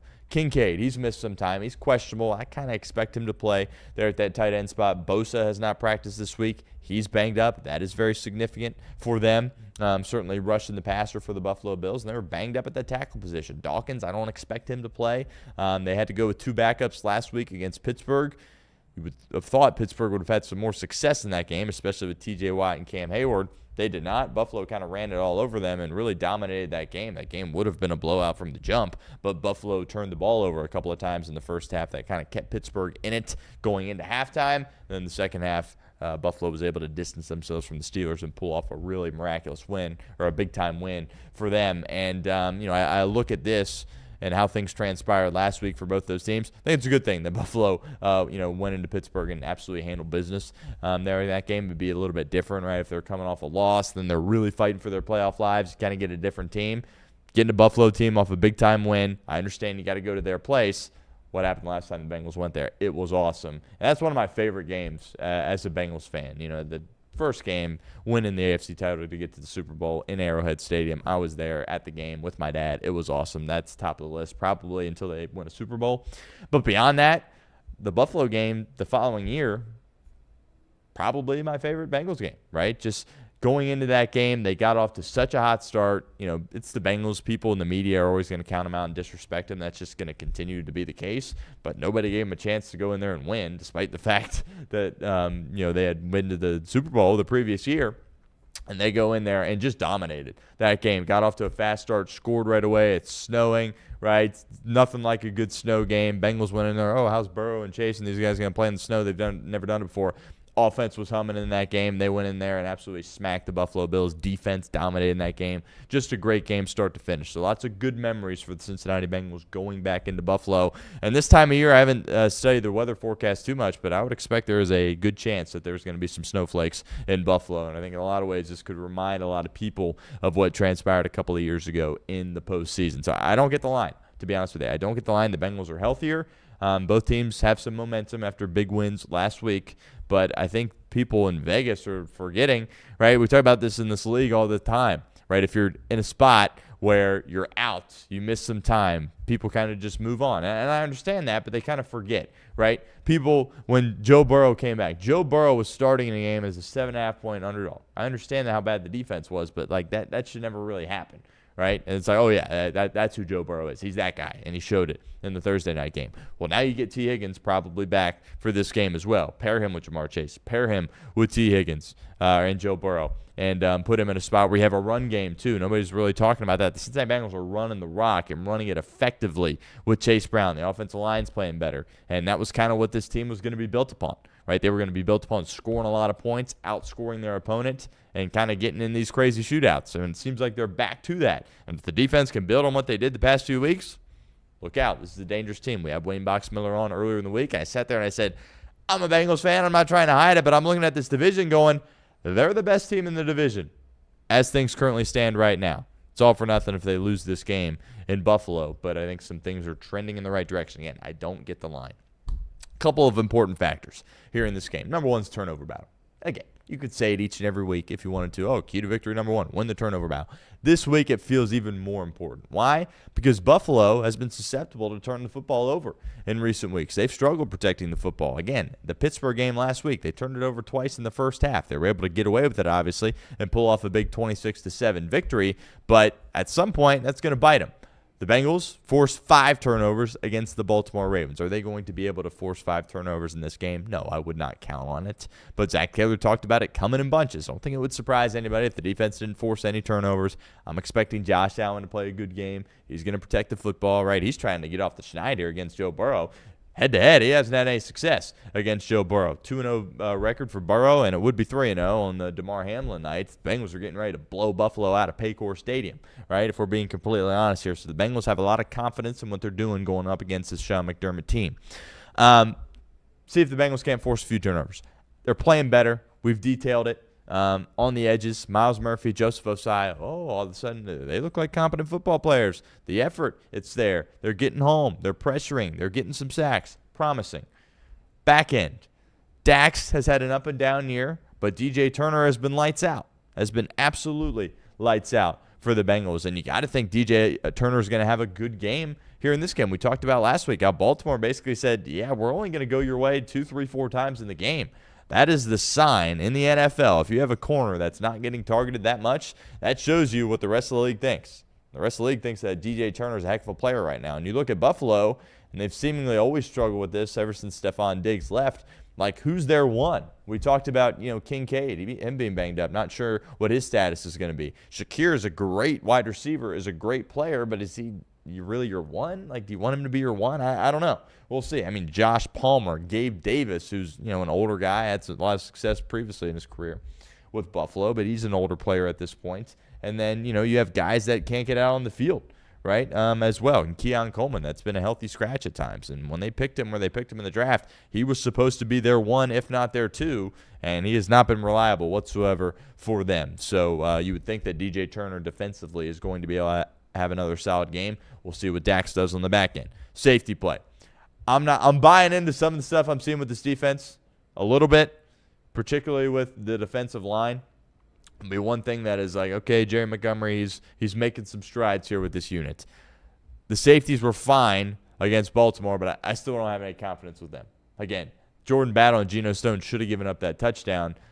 Jordan Battle doesn't quit on the play. He forces the touchback. Great job by him, but I'm not counting on that continuing. I'm still very worried about those two, and I'm still very worried about the linebackers, right, especially going against Josh Allen. You're going to have to spy him in some regard, right, because this is one of those games, and you saw this with Josh early in the year against Baltimore, where he picks his spots when he runs the football. He always has that threat, but some games he says, I'm going to run, I'm going to pick up first downs, I'm going to lower my shoulder, and he's so durable, he can get away with it. This is a game he's going to do it, because it's such a big game for Buffalo, and it's such a big game in the NFL, right? It's a shame that this game got moved back to the 1 o'clock slot. I'm happy because we'll be at Smoke Justice a little bit earlier. That'll be fun. But, I mean, this is a game. I get the Bengals only have 4 wins, but this is a huge game. Not just here in Cincinnati. As far as the NFL landscape goes, the AFC playoff picture, huge game, right? And you're going to see Josh Allen use his legs in this game. You're going to see him, extend. He's going to be willing to take some hits. He's going to lower his shoulder and try to run over Barrett Carter and or Demetrius Knight in this football game, and he's probably going to have some success in the meantime doing it. But you really worry about those two guys, right? Against an elite quarterback like Josh Allen, he's going to manipulate those two with his eyes, and I don't know if they're going to be disciplined enough in order to handle it. And whoever the guy's spying them better be ready to make some tackles, right? And they better be ready to lay some hard hits because, this game is predicated on Josh Allen being Superman. And we've talked about that a lot for the Buffalo Bills. I mean, you just look at the receivers he's dealing with, Shakir, Palmer, Davis. Again, I'm a big Shakir guy. I like him. But Josh Allen's going to be asked to do a lot in this football game, and ultimately we'll see how the Bengals defense can respond when it comes to that. And their second most important player, very clearly to me, their second best player, is James Cook and what he's been able to accomplish in the run game. He's a really good running back, and I think it's important for Buffalo in this game to get out to a fast start because we were sitting here talking going into Thanksgiving going, this Derrick Henry matchup, not loving it for the Cincinnati Bengals. You're looking at how they're doing against runs, like you're giving up over 5 yards per carry, like, oh, goodness, they're in a world of hurt. Well, what happened? Cincinnati Bengals got off to a hot start. They created some turnovers. They got a lead. They built upon the lead, and Baltimore kind of had to move off the run game a little bit. So Derrick Henry really didn't have an opportunity to expose some of Cincinnati's weaknesses. Now, I understand he did get some carries, and the Bengals did a much better job at containing him, but they couldn't stick to the run as long as they wanted. It will be key for Buffalo to be able to do that. Because if Cincinnati gets an early lead in this game, they turn over Josh Allen in this game, they create a lead again, I feel great if I'm the Cincinnati Bengals. If you can make Buffalo one-dimensional, take James Cook out of the game a little bit, force them to throw to guys that I just mentioned, Josh Palmer, Shakir, Davis, Kincaid if he's playing, Dawson Knox, those kind of guys, you feel tremendous if you're the Cincinnati Bengals. But I have a feeling they're going to give it to Cook early, right? Again, this is a game, if you win the coin toss for the Bengals, take the ball. I'm always a defer guy, right? I would like it to start the second half. This is a game on the road. Let's go get points with Joe Burrow. His second game back, you don't need to ease him in as much. You can go out there and be aggressive. This is a game where I'm taking the ball if I'm Zach Taylor personally, if you win the coin toss. But, Buffalo's definitely going to want to run the football with James Cook, and we'll see what kind of success they have with it. Because, again, I think if Baltimore was able to stick to it a little bit more, they would have found some success. Again, Bengals interior, it's improved. They're playing better. Guys on the edges, they're playing better as well. Linebackers, a little bit better, even though we don't feel great about them. James Cook's going to be a huge factor in this game, and it wouldn't surprise me at all if he went for 120, 130 even on the ground for Buffalo in this game. So that is going to play a huge factor in this game. So that's kind of the defensive outlook for Cincinnati. Special teams, once you get to this part of the year, December, January football against good teams, against good quarterbacks, special teams has to be buttoned up. And a lot of situations, it can be the difference in winning and losing a football game. Wouldn't surprise me at all if special teams is what swung this game on Buffalo on Sunday. Good news for you, Evan McPherson's lights out. When you're talking about players that have had a ton of success for the Bengals this year, there's definitely some guys that deserve a lot of credit. Obviously, Jamar continues to do great things, not having the same year he did last year, but just the production he was able to have with his third quarterback kind of speaks to his greatness, right? He's been unbelievable. DJ Turner, of course, at the top of the list for guys that have been really good for the Bengals. Evan McPherson deserves to be up there as well. He's kicking the ball beautifully. All right, he's executing. He's not making mistakes. You're not even worried about extra points, and anything inside of 50 is automatic, and outside of 50, you feel pretty good about that there as well. So he's going to have to be good in the game. Hopefully he's not kicking a million times like he did on Thanksgiving against Baltimore. Hopefully you're having some more success in the red zone. Feel good about where you're at from a kicking perspective with him. Rico, I've been hard on him. People love giving him his flowers. I get it's impressive. He can kick the ball as far as he can, but when you're punting, right, and you pick up a first down or two, and then you're still punting, right, so you need more of a coffin corner style, a shorter kick to pin them inside their own 15, 10-yard line. He's not been good enough at that, right? He loves getting out there and punting it in the end zone. It's like, well, yeah, he kicked it 90 yards, but your net is not what we're looking for, right? He's got to be better at pinning people inside the 20. That's going to be huge for them in this game as well. Need Rico to have a big game if you're punting the ball. But again, if you only punt once or twice, 3 times in this game, that wouldn't surprise me at all. But special teams oftentimes can swing the game. This stage of the year, December football, on the road, special teams unit needs to be buttoned up. I got confidence in Darren Simmons and his unit that they will be in this game against Buffalo. And then you get to the offense, right? Now's where things start to get fun. This is where this team always wakes up, I understand Joe Burrow's been out. This is only his second game back. But when you get into December football, check the stats. Check how Joe Burrow plays in December. Check Zach Taylor's record this time of the year. Bengals just win this time of the year. That's what they do. And when you look at the outlook of the offense, it's hard to imagine them playing bad in this game. It really is.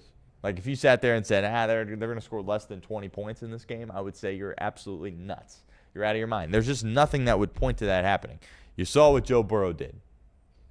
That was against Baltimore on the road, coming back right away. Right? That was his first game back after having surgery on his toe. Right? I don't expect it to be any worse than that. Does he throw a pick? Maybe. Right? But he's going to make some big plays. He's going to extend outside the pocket. Clearly the mobility was there. Right? He's going to be accurate, and he's going to bring that juice. He's going to have a great day throwing the football. And remember, last week, that was just Jamar. Now, likely, Jamar and T. Gesicki's back into the fold. You're running the ball well with Chase Brown. The offensive line has seemingly gotten better each and every week. I just don't see a world where this team goes out there and doesn't score a ton of points. If it's, rain instead of snow, again, I don't know the weather off the top of my head here, that could impact it. But as long as Burrow does what he does, takes what the defense gives him, doesn't try to force anything, which nobody is better at doing that than Joe Burrow, right? Other than maybe Tom Brady. I think you got to feel good about this team going out there and scoring some points in this game. I think the combination of Chase Brown and P. Ryan has been great. I think that quietly, too, as well, talking about, players that really have impressed you this year. Duke Tobin, we've drug him through the mud. He deserves to be drugged through the mud. The P. Ryan move this offseason, signing him, great decision. Great job. He executed that. I wonder with this team what it will look like as far as the carries, as far as how the carries are going to be split going forward, because they've kind of protected Chase Brown, which I think was a good idea, right? He ran the ball a ton last year. Remember when Zach Moss went down, it was basically exclusive Chase Brown, whereas he's out there for basically all the snaps. He's getting a ton of carries, and we're throwing him the ball, too, out of the backfield. Samaje Perine, they obviously really struggled running the football early in the year. Samaje kind of came in, and all of a sudden it was like, okay, more of a split backfield. Are they going to get back to more Chase Brown with Burrow being back? They didn't do it last week against Baltimore. You saw Perine in there, third down stuff, obviously, short yardage situations. Will he continue to kind of split the carries there, or is Chase Brown at this stage of the year going to surge ahead and get some more carries? He's playing well. His legs look fresh, but I wouldn't mess with what's working. And you're running the ball great with Perine and Chase Brown. So I got no issues splitting the carries here throughout the rest of the way, although I do think Joe Burrow brings out a whole new element to what Chase Brown can do. And I think it's really impressive, and I think we'll see that over the course of the next few weeks. But, again, I'm expecting Cincinnati to score a lot of points. I'm expecting them to be disciplined in this game and be locked in and be ready to go. And this is a place where they've had success. This is a team that they've played, and they've had success in the past. They don't play the Bills all the time. We understand that. They played twice, technically twice, 3 times with the Hamlin game, but the Bengals have played great football over the course of those matchups. I expect them to do that. And as crazy as it sounds, Joe Burrow's got more help in this game than Josh Allen. We understand what he's got from a weaponry perspective offensively, but from health defensively, they're taking strides, playing better. I don't know. I think the Bengals have a little bit more to work with here than Buffalo, to be completely honest with you. I think this spread should be closer to 3. It's at 5.5. It's come down originally from 6.5. But this game is obviously very intriguing. It's very important, and we'll revisit it for best bets of the weekend. But I think there's a lot of value in just taking Cincinnati to win there as well. Cannot wait for Sunday. Again, we'll be at Smoke Justice. Hope to see some of you guys there. Crosstown Shootout. That's tonight. That's at the Cintas Center. Bearcats have not gone into the Cintas Center and won since 2001. All right? I was 1 year old, a singular year on this planet the last time that happened. Not good. In fact, that's embarrassing for the Cincinnati Bearcats, because more than just that time, they've had better teams going into Cintas than the Xavier Musketeers and have found ways to lose. We talked about this throughout the week. I think at the beginning of the year, if you sat there, especially after, Xavier got upset at home and then they get beat like a drum by Iowa, and it's like, oh, they could be a bottom feeder in the Big East. Very well still could be. But if you would have sat there at that point and said they're going to be favorites in the game against Cincinnati, you would have said, you're crazy. Monday came this week, and I sat there and said, Bearcats aren't going to be favored in this game. We talked about it with Paul Fritchner on our show there as well. Sure enough, they're not. Last I looked, it was 1.5. I think saw it at 2.5 at times. Bottom line, Xavier is favored in this game, which is embarrassing for the Bearcats, but at the end of the day, it's just a line, right? If you go out there and you win the game, who cares? On paper, Cincinnati is clearly the better team. They have more athleticism. They have more size. They should have more toughness. I question whether that's the truth, but they should, right? Mustafa Cham, a guy that you're paying a bunch of money, Cincy Light, backing up the Brinks trucks for a guy like Mustafa Cham. He needs to play well in this game. He didn't score a point against Tarleton State. Tarleton State was without their 7 best players, or 7 of their guys that play. Right? That's absurd. Right? That's ridiculous that Mustafa Cham did not have a singular bucket in that game. I was at the game against Louisville. I thought he was great, particularly in the first half. Right? We kind of talked about, Louisville's, they're going to shoot the ball. They're going to shoot the crap out of the ball. They shot it a bunch. Didn't make a lot of shots. Bearcats had opportunity to create some more distance. Weren't able to do it, but I was impressed with how he played down the post for Cincinnati from a rebounding perspective, making some plays on the offensive glass there as well, some second chance opportunities. He's got to be good in this game. You look at Xavier, like he's going to be towering over whoever Xavier has on him. There is a clear size advantage. He needs to play well. He needs to have double-digit rebounds. And shoot, he needs to have double-digit points in this game as well. I need a double-double from Mustafa Cham if I'm the Cincinnati Bearcats in this game. And then you go down the rest of the roster. Bob Miller, is he 100%? No, he's going to play. Played against Tarleton. Still only had a 2-point lead at halftime against those guys. Not good, right? But I think it's fair to say without him on the court, you might just flat out be a bad team without Baba. But you have him on the court, some stability that he brings, can spread the floor, can shoot it, can get to the rim, can defend. He can do it all. Kind of a Swiss Army knife for you. That's huge that he's back. We'll see. I didn't watch the entire Tarleton State game. There were some people out there that said, well, it clearly wasn't fully 100%. What version of Baba Miller are we going to see? Are we going to see him at 70%? Which, if we see him at 70%, that's fine, right? But if it's like 50%, I don't know. I think, the fact that he's playing, clearly wants to play out there with his teammates, I think we're going to see a relatively healthy version of Baba Miller in this game. And then your guard play, right? It's seemingly in this rivalry, how I remember it, obviously there's a game every year, so there's a bunch of data here, but Cincinnati goes into this game, and they don't shoot it well at all. And Xavier comes into this game, and they shoot the lights out. Xavier has no chance at winning this game if they don't shoot the crap out of the three from the perimeter. And I think they will. Xavier, that's kind of – Rick Boring talked about this yesterday on Off the Bench, where it's like, okay, they're starting to find their identity a little bit more, and that's, Pitino deserves a ton of credit. Pitino's a tremendous coach. It was a tremendous hire. In fact, I would argue it was an upgrade. How are things going at Texas right now with Sean Miller? Not very good.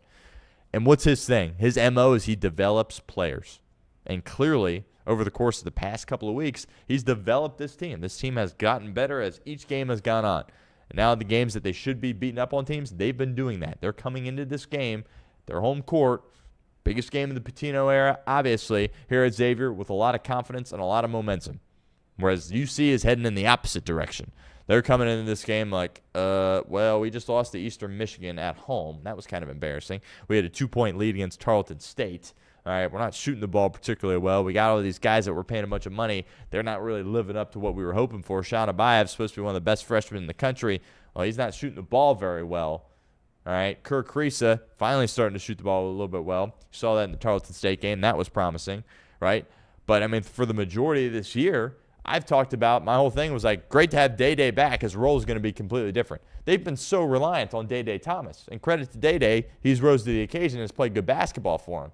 But that's not how this team is built, right? He's supposed to, obviously he's a starter, but he's kind of supposed to be more of a contributing factor than a force of, hey, we go where Day-Day goes. That's not been the case this year. So he's played in this game, the only guy that has. That's promising. But we'll see, obviously, how he performs in this game. Day-Day is going to play a huge role. And then from a rotation standpoint, what's Wes going to do? Buck Harris, he's banged up as well. I flirted with the idea of, okay, do you potentially bring him into the starting lineup? Who would you bring out if that were the case? You Sean Abayev. I think you like where he's at right now. You don't want to mess with anything too much going into this game, the shootout. He provides a ton of juice, and when you watch him in person, it's so obvious. Like, okay, they got their starters out there, they're playing, and then you get Buck in the game, and he's flying around at 100 miles per hour, jumping out of the gym, trying to dunk on people, fouling people, getting fouled, right? He's a lot of fun to watch, and I think that spark and that juice and that energy off the bench is huge. Again, he's banged up a little bit. there as well. So they're going to have to shoot the ball competently, and their bigs are going to have to play well in this game. Mustafa Cham should dominate this game. Get the ball into the post, get some easy buckets, get to the free throw line, and make your free throws, and you'll win this game, right? But if you get into a three-point shooting contest with Xavier, you're not going to win. And also, you're going to be in trouble, too, when this thing gets tight late. And that's what my gut says. I mean, the line's, 1.5, 2.5. It's going to be a competitive game. And I think the later this thing goes and the tighter it gets, the more confidence Xavier has and the less confidence the Bearcats have. So if they can get off to a fast start, get Xavier on their heels a little bit, play the first couple of minutes of the second half strong as well, create a little bit of distance, they'll be in a good spot. But if this thing's tied with 2.5, 3 minutes, it's anybody's game. And I would say the momentum and the confidence certainly shifts in Xavier's favor if that was the case. And Wes has to be good in this game. Hudson was on earlier with Reed on off the bench. Where are the adjustments, right? When things aren't going well, you have to be able to adjust, right? And there's critical moments in the game. You got to be able to draw me up something, or one of your best players has the ball with a decent look. We haven't seen that from Wes a ton there as well. Again, this game is going to be tight. I would be surprised and borderline shocked if it wasn't. Coaching is going to be huge in this game, and everybody's going to have a close eye on that. Sean Miller worked Wes Miller last year, but Xavier, UC was still able to win. I mean, Freemantle shooting a three wide open at the end of the game. How in the world does that happen if you're Wes Miller, right? He got worked last year, but he's still able to pick up a win. Deserves a lot of credit for it. Now he's got that monkey off his back, right? But it kind of feels like it's similar pressure going into this game. I think you hoped after winning last year, okay, Wes is going to come into this game with a lot more confidence years going forward. But now all of a sudden you lose to Eastern Michigan and you're not playing good basketball. It's like now people are talking about his job. Now all of a sudden this game gets even bigger for him. How's he going to coach in this game? Is he going to be tight or is he going to be loose? And we'll find out with how his team responds early. Because I'm telling you, when they play this game at Cintas, I understand that Clifton is right down the street from Cintas, but it's all Xavier people in that building, and they get loud, right? This is especially this year, this is their national championship, right? And they've got a lot of confidence. They're sitting there going, oh, nobody thought we're favorites. Look what's going on. We're favorites once again. We own this rivalry. It's up to West to come in with the better team, right, and be composed, hit some shots, play your style of basketball, get it to your bigs, and go from there. If they do not get the ball to Mustafa Cham in the post this game, that's unacceptable if you're the Cincinnati Bearcats. I think at the end of the day, it's not a best bet of the weekend. We'll stick to football for that. The talent will overcome. Cincinnati has a lot more talent in this game, and I'm confident that they're going to get Mustafa Cham involved. He's going to have favorable matchups. I'm confident he's going to be able to execute. They're dogs in this game. I like Cincinnati outright. I think they win by a couple of buckets, hit some free throws late to extend it to a 5-ish point win somewhere in there. But wouldn't surprise me at all if Xavier won. It is huge. Like UC needs to win this game, right? Because at some point, Patino's going to come in this game with a really good roster. That's coming in the next couple of years. This is a huge opportunity to get some momentum in this rivalry back on your side and win this thing for a second consecutive year. When was the last time that happened? Don't miss. I could be wrong here, but I think it was like the 90s. It was not recent. The last time Cincinnati won this thing 2 years in a row. So huge game tonight. Looking forward to it. TNT, big game. Crosstown Shootout. Skyline Chili, Crosstown Shootout. And, that'll be tonight. Looking forward to that matchup. And if you can't watch the game, got a couple options for you. We had a show at Martino's. That'll be post-game. They might go live at the end of the game, Hudson said. Chatterbox Bearcats guys, Hudson Reader will be at Martino's there as well, producing. And then follow our social media, Chatterbox Sports. They'll have clips throughout the whole game, Xavier and UC. That'll be up on Twitter. So if you can't watch the game, follow along with our clips on Twitter. Follow Chatterbox if you haven't done so already. All right, what's next? We're going to pause here on the Lions. They roll the Dallas Cowboys. Credit to the Cowboys for coming back in that game. Brandon Aubrey, by the way, is a kicker. He's one of the most fun people to watch in the National Football League. Guy's making a 63-yard field goal and just casual. I understand he's indoors. I understand the new footballs that they're kicking with, whatever. 63 yards, and he's like swinging his leg like he's hitting a little chip off the side of a green, right? Incredible what he's been able to do, and he's a huge weapon for them, and he's going to stick around for several years, and that's so big in this league. If you have a high-flying offense like the Cowboys do, right, and you have a kicker, it's like, well, you need 2 first downs, and you're in scoring range. The Cowboys obviously got to get some things cleaned up defensively. They had shown improvement there. Against the Lions team, they did Dan Campbell dialed up some really nice stuff in the game. Jahmyr Gibbs is I mean, Saquon's having a bit of a down year, but I think he belongs up there with McCaffrey and Barkley. Like, he's one of the best running backs in the league. I think probably make the argument he is the best running back in the league. He's an unbelievable football player. Amon-Ra St. Brown, he comes back not healthy, has the ankle. And Campbell said after the game, yeah, we go how he goes. And he went in the right direction, and the Lions went in the right direction there as well. They're a playoff team to me.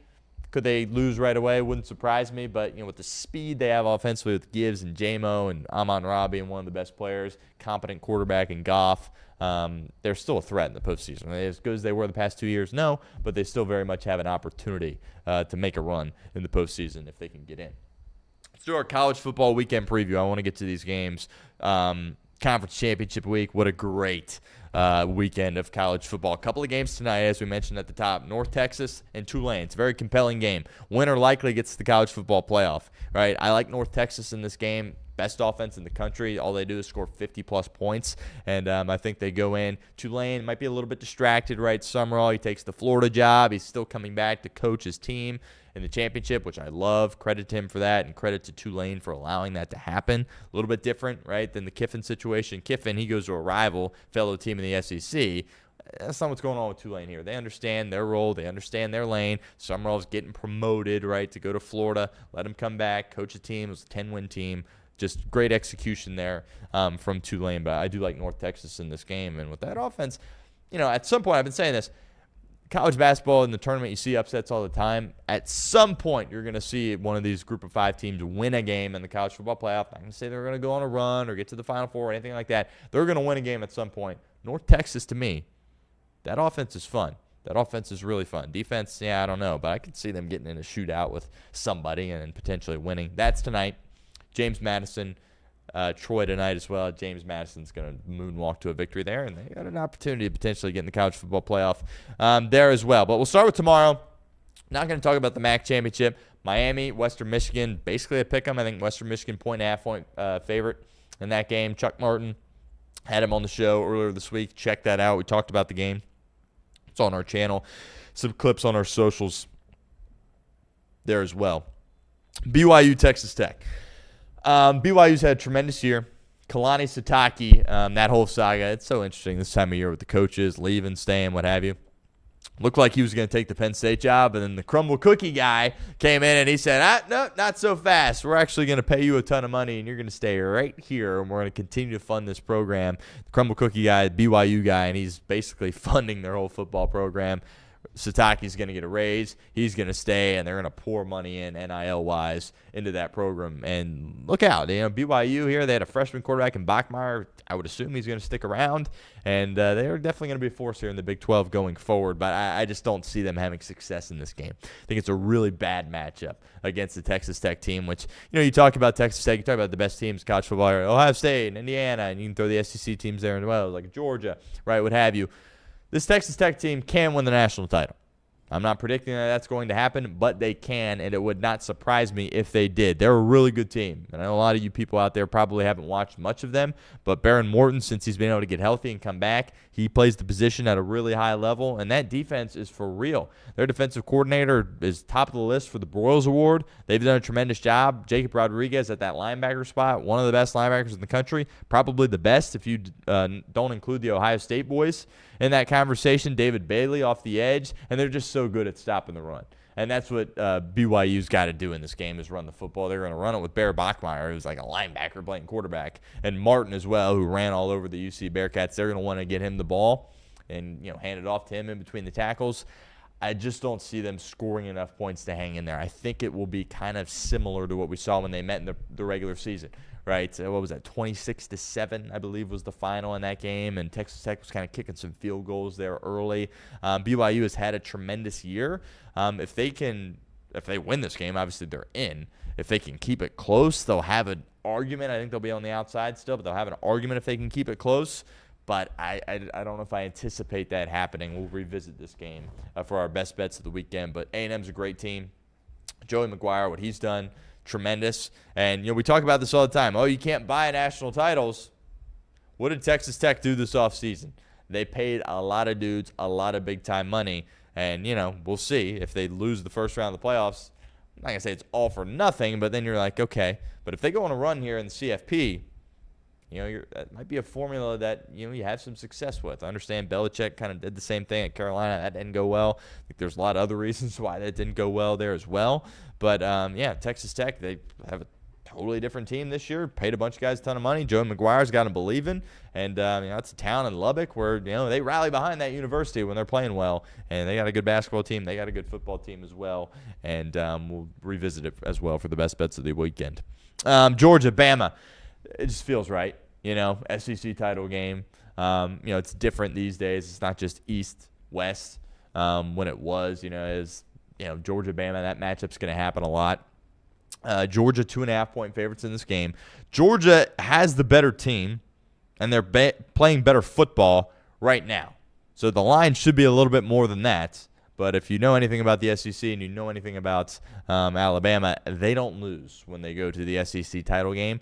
9 straight times that they have been to the SEC title game, they have won. I'm not making that up. That is a real stat. So they go there. Atlanta's their second home, right, when you're talking about the Alabama Crimson Tide. They do a tremendous job there. And Kirby, I think he's the best coach in the country. I don't think it's close. He's 1-7 against Alabama. And I think a lot of people thought, he just has a Nick Saban problem. Everybody has a Nick Saban problem. He's 0-2 against DeBoer. Loses tomorrow, he's 0-3 against DeBoer. So I think he gets the benefit of the doubt because he won back-to-back national titles. He's won a ton of games, and he's dominated basically every other team. He deserves the benefit of the doubt. He's great. Everything about Kirby Smart is awesome. If I was a college football player, that's the guy that I would want to go play for. He's tremendous. Leadership, recruiting, maturity. For whatever reason, he doesn't know how to tell his guys not to speed when they're driving. We can revisit that at a later date. But football, he knows what he's doing. He's a great coach, great mentor there as well. So I think this line should be more 3.5, 4, 4.5. But just the success that Alabama has against Georgia and the success that Alabama has at this very venue in this very game is overwhelming. It really is. Alabama, no secret, they're kind of one-dimensional. Can't run the ball well. Jam Miller, by the way, his status is up in the air. We saw him leave the Iron Bowl. He had a boot, so that's not good. They had shown some that they could run it a little bit. The Missouri game, they ran it, solid. But, I was saying all year long, that was the best passing attack in America. Well, right now it's not. The passing attack has declined a little bit, and when you factor that into kind of being one-dimensional, not being able to run the ball, it's not great. Bama's got a lot of injuries. Cuevas, he was out for the Iron Bowl. His status is up in the air. I'm not expecting him to play. And LT Overton's sick. That's a first-round pick. That's one of your best players on defense coming off the edge, making things a little bit difficult for Gunner there at that quarterback position for Georgia, Gunner Stockton. He's not going to be playing in the game. That's not good. Kelby Collins is out, too, for Alabama as well. So that's not, necessarily trending in their favor. And Ty Simpson, he's not on the injury report, but if you watch these past few weeks, Ty Simpson, Julian Sang goes out there. He plays good football, and then you look at him after the game. It's like, wow, I don't even think there's a grass stain on his jersey. He looks like he could just wear that and not even have to wash his jersey. Is he even breaking a sweat right now? Not the case for Ty Simpson. He goes out there each and every week and gets rocked. And, DeBoer asked him to run a little bit there at the end against Auburn. He took some crazy shots. And to me, it doesn't look like he's 100%. He's as tough as they come, probably the toughest guy in the country as far as just his ability there as a quarterback to hang in there. He gets popped time in, time outs. And the offensive line's had an up-and-down year. I think they'll be fine against Georgia. They were fine in the first game. But Ty Simpson's going to take punishment. He's got to be banged up. There's got to be bruises all over him at this point. And I would assume there's something that's really bothering him, but nothing has came out. He's a tough dude, but he's taken some serious punishment throughout the course of this season. And then there's the question of what the heck's going on with Ryan Williams, right? I think there was kind of a consensus last year. It's like Jeremiah Smith, freshman, best receiver in the country. Ryan Williams, last year, freshman, second best wide receiver in the country. And he's not doing anything this year. He was out there a lot of snaps early. Remember, he got concussed the first game against Florida State. And they put him in the slot. I don't understand that. When he was going off last year, he was not in the slot. He was on the outside. He was running down the football field, and they were throwing it up, and he was catching it, and he was scoring touchdowns. They're not really doing that anymore. They're trying to make him a slot guy. I don't really understand that. But now at this point, they're not even putting him out there. Right, they're going with the true freshman, Latier Brooks over him. Jeremy Bernard, I think, is a first-round guy. I don't know if he will. In my opinion, he should be a first-round guy. He's great. He's their one. We understand that. But even with Cuevas out at that tight end spot, you really only saw Ryan Williams come on the field on third down.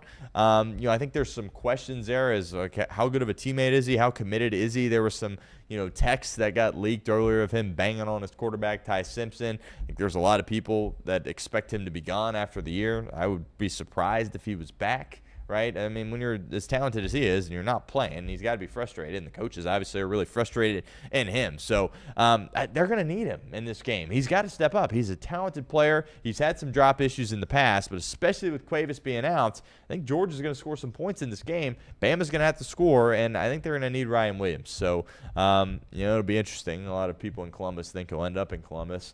Chris Henry, that's kind of blowing up in Ohio State's face. It's so funny. These Buckeye fans getting ready to, undefeated year, just won a national title, look like they're odds-on favorites certainly to win it again. All these people freaking out about Chris Henry and, oh, God, Brian Hartline's. I mean, live in the moment. What are we doing here? I don't really understand that. That's kind of a side tangent there. But I do think that, from the Hartline was huge, right? If you were a receiver, you're the best receivers in the country, you wanted to go to Columbus.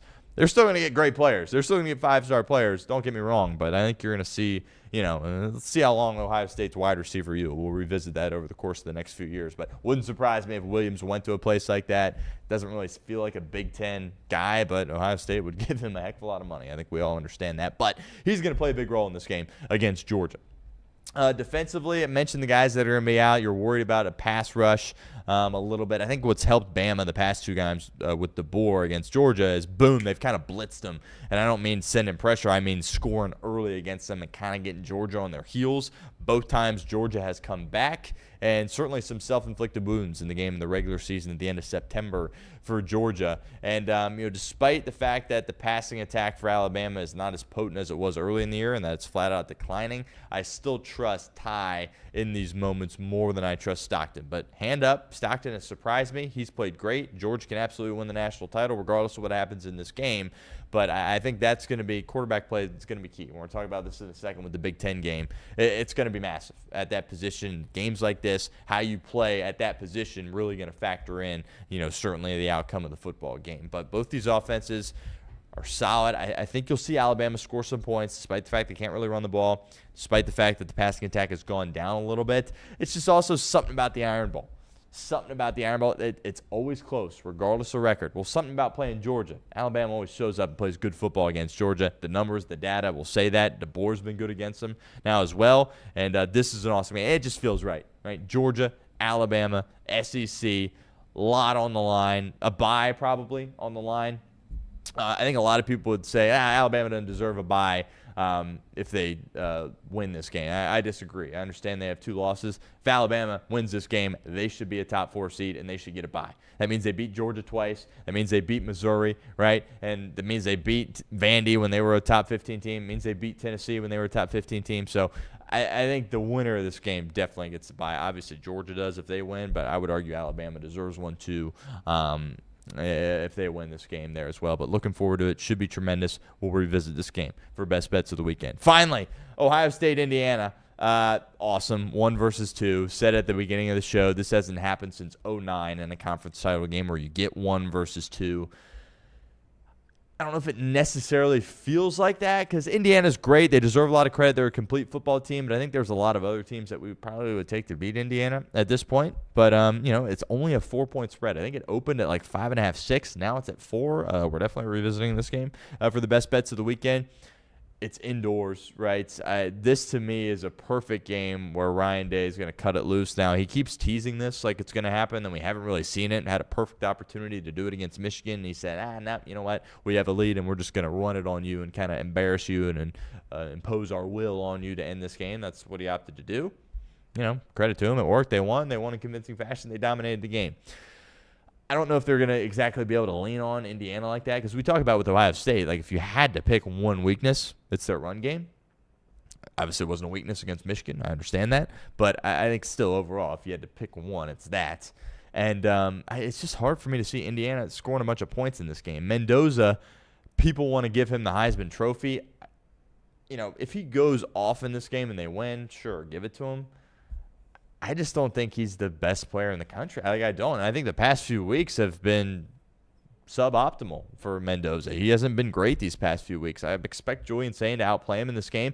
And to me, this feels like just a huge game for Julian Sain, because what Penn State or what Indiana likes to do is they like to send some pressure, all right, which, they run some games or whatever at the line of scrimmage.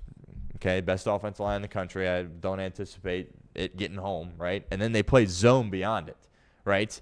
And, they're going to have Pons over there, probably one-on-one with Jeremiah Smith. They tend to do that with Pons, and they kind of did it the last time they played Indiana last year. By the way, Pons and Smith went to high school together, so they're teammates, a lot of familiarity there. I think they're going to trust him in a one-on-one spot, which if you ever get Jeremiah Smith a one-on-one, you should throw him the ball. I think Julian Sain certainly understand that. But they play a lot of zone, and I think Julian is a good enough player where he's going to find the soft spot of the zone, and you might not see like 40, 50-yard touchdowns like we're accustomed to seeing with Ohio State, but I think you're going to see a lot of, 20-yard chunk there, first down. There's 15, chunk, first down. There's 30 yards, chunk, first down. Just picking apart this zone, and it'll be up to Indiana to kind of adjust on the fly. But I think he's going to have a big game, he being Julian Sain. It's indoors, cut it loose. I thought they were going to do that against Michigan. They didn't. Maybe they would have if he didn't throw the early pick. I kind of feel like they changed the game plan as the game started. I think their plan was to cut it loose, and then he throws a pick on the second play, and it's like, let's maybe run the ball a little bit here.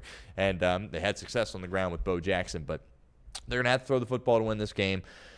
Depending on how the game plays out, but I think the winner is going to win the Heisman, whether it be Sain or Mendoza. I have a ticket on Sain, so hopefully it works out there for me. But, it's funny. Gus Johnson's calling this game, and everybody was banging on Gus Johnson. We were here at the show when, the Penn State game, Indiana comes back, and he loses his mind. He's like, give him the Heisman, talking about Mendoza.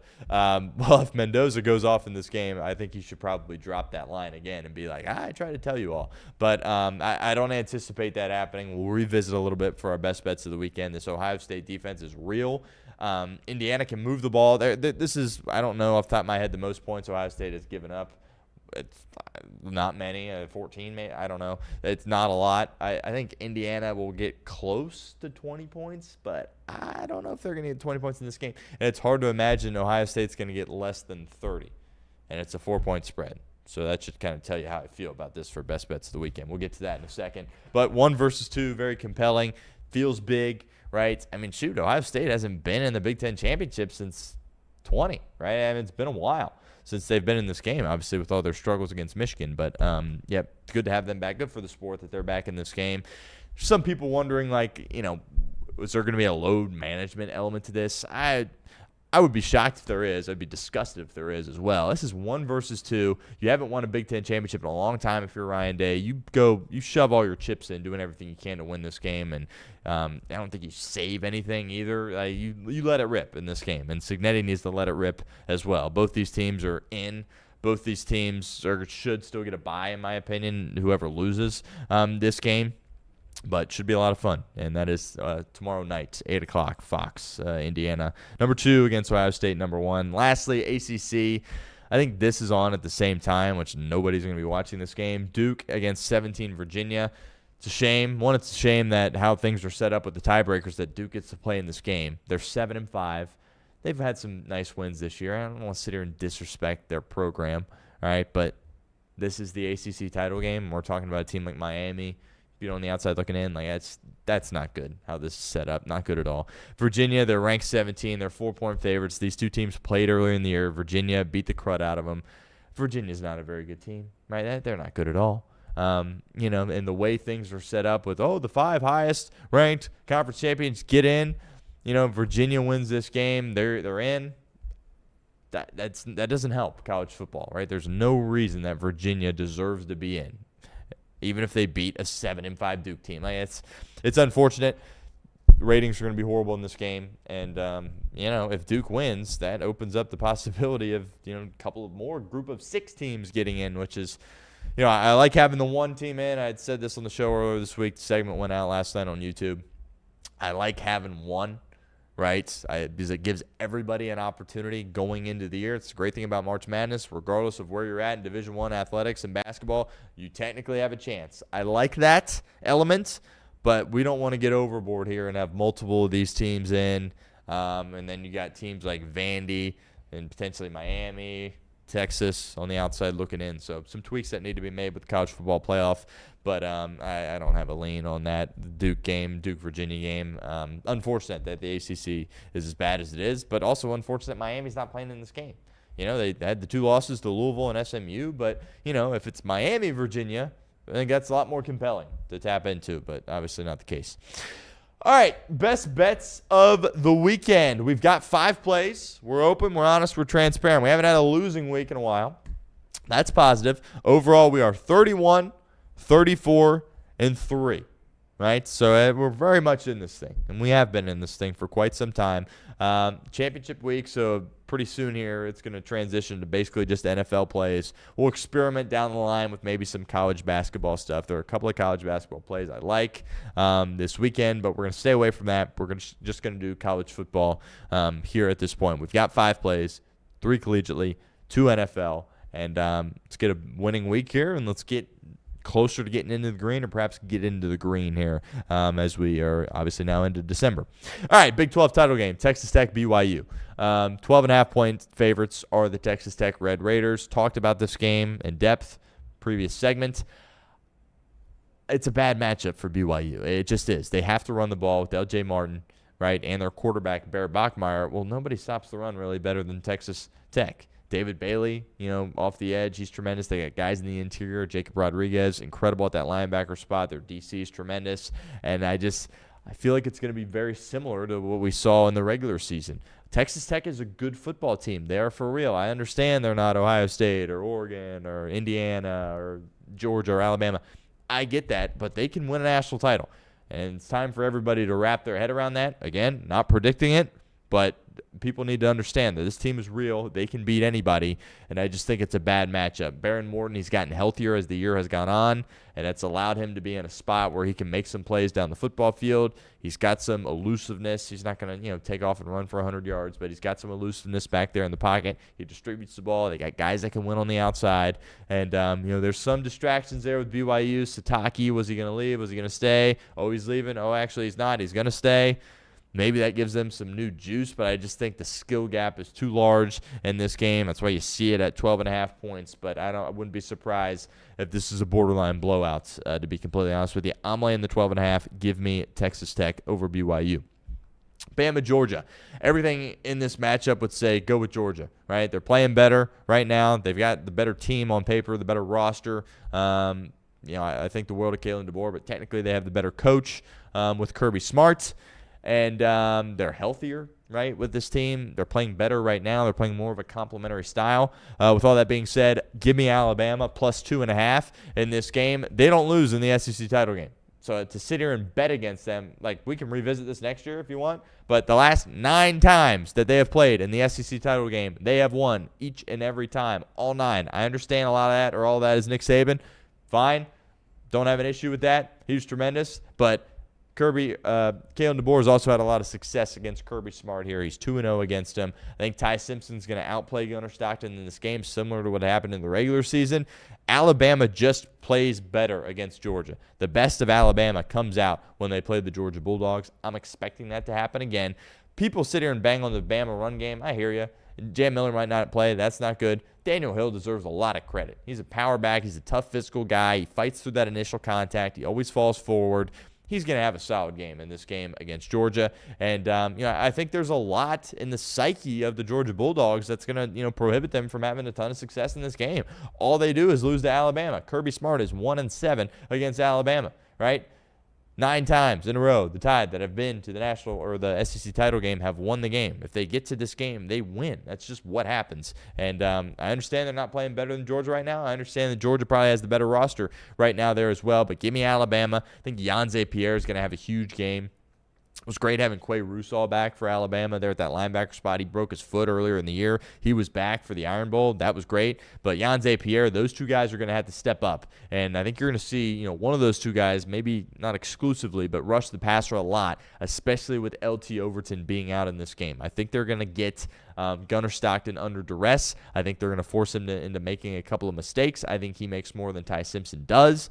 And ultimately, I think Alabama wins this game and covers. I'm taking the plus 2.5. It's close. going to be very similar to how they played the first time. I don't think it's going to be some wild shootouts. There's going to be some punts in this game. It's going to be a field possession battle. It's college football. Somebody's probably going to miss a kick, right? I think all those things will probably transpire in the game. But I like Alabama plus 2.5 underdogs in the SEC title game. Ohio State minus 4. You're probably never going to get this Ohio State team at minus 4. Maybe if they're in a close game in the national title, maybe you'll see a line similar to that. But I get Indiana's ranked number 2, but you only have to lay 4 points with this Ohio State team. I don't care who you're playing, right? You're indoors. Weather's not going to be a factor. You were worried a little bit about Smith and Tate, how they would look against Michigan.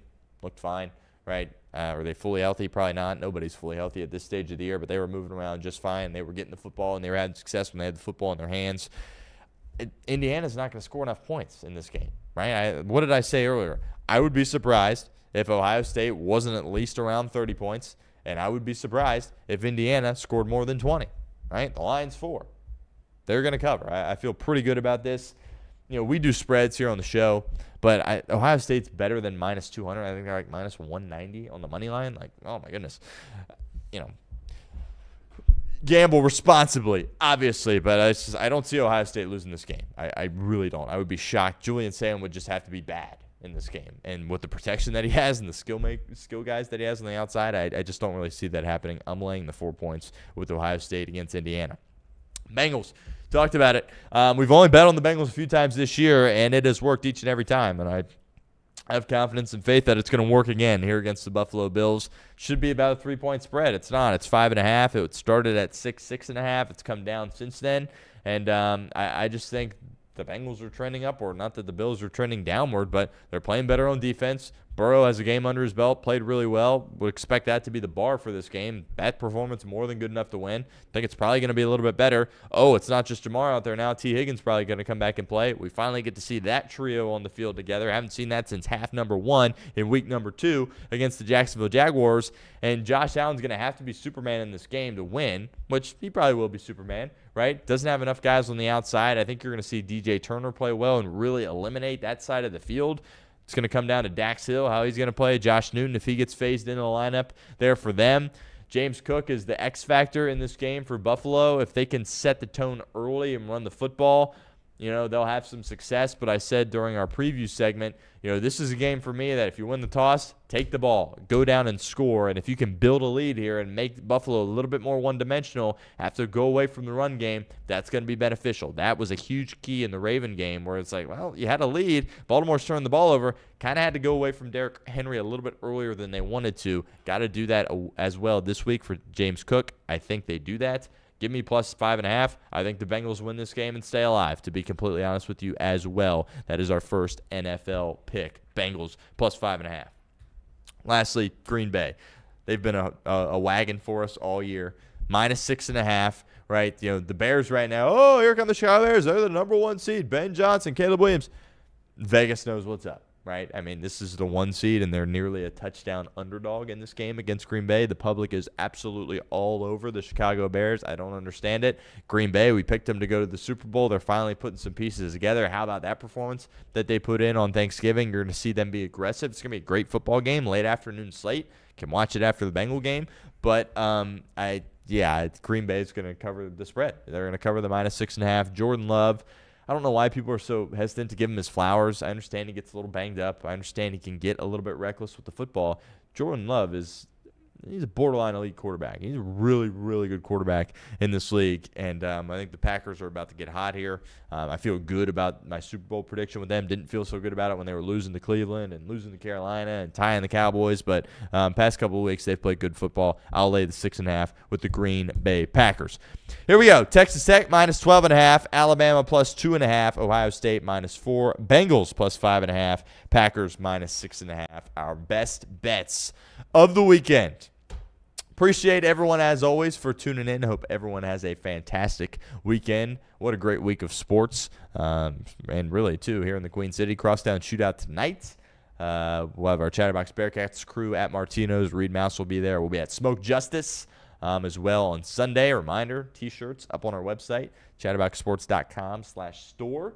and get some good swag up there on our website. Chatterbox Bengals, Bearcats, Reds, you name it. Some really cool T-shirts up there. Great sports weekend, conference championship weekend in college football, and a huge game on Sunday for the Cincinnati Bengals against the Buffalo Bills. And as I mentioned, we will be at Smoke Justice. Certainly looking forward to that. Appreciate everyone as always. Looking forward to another great week next week, and we'll get some more guests on the show. And have a great weekend. We'll talk to you Monday.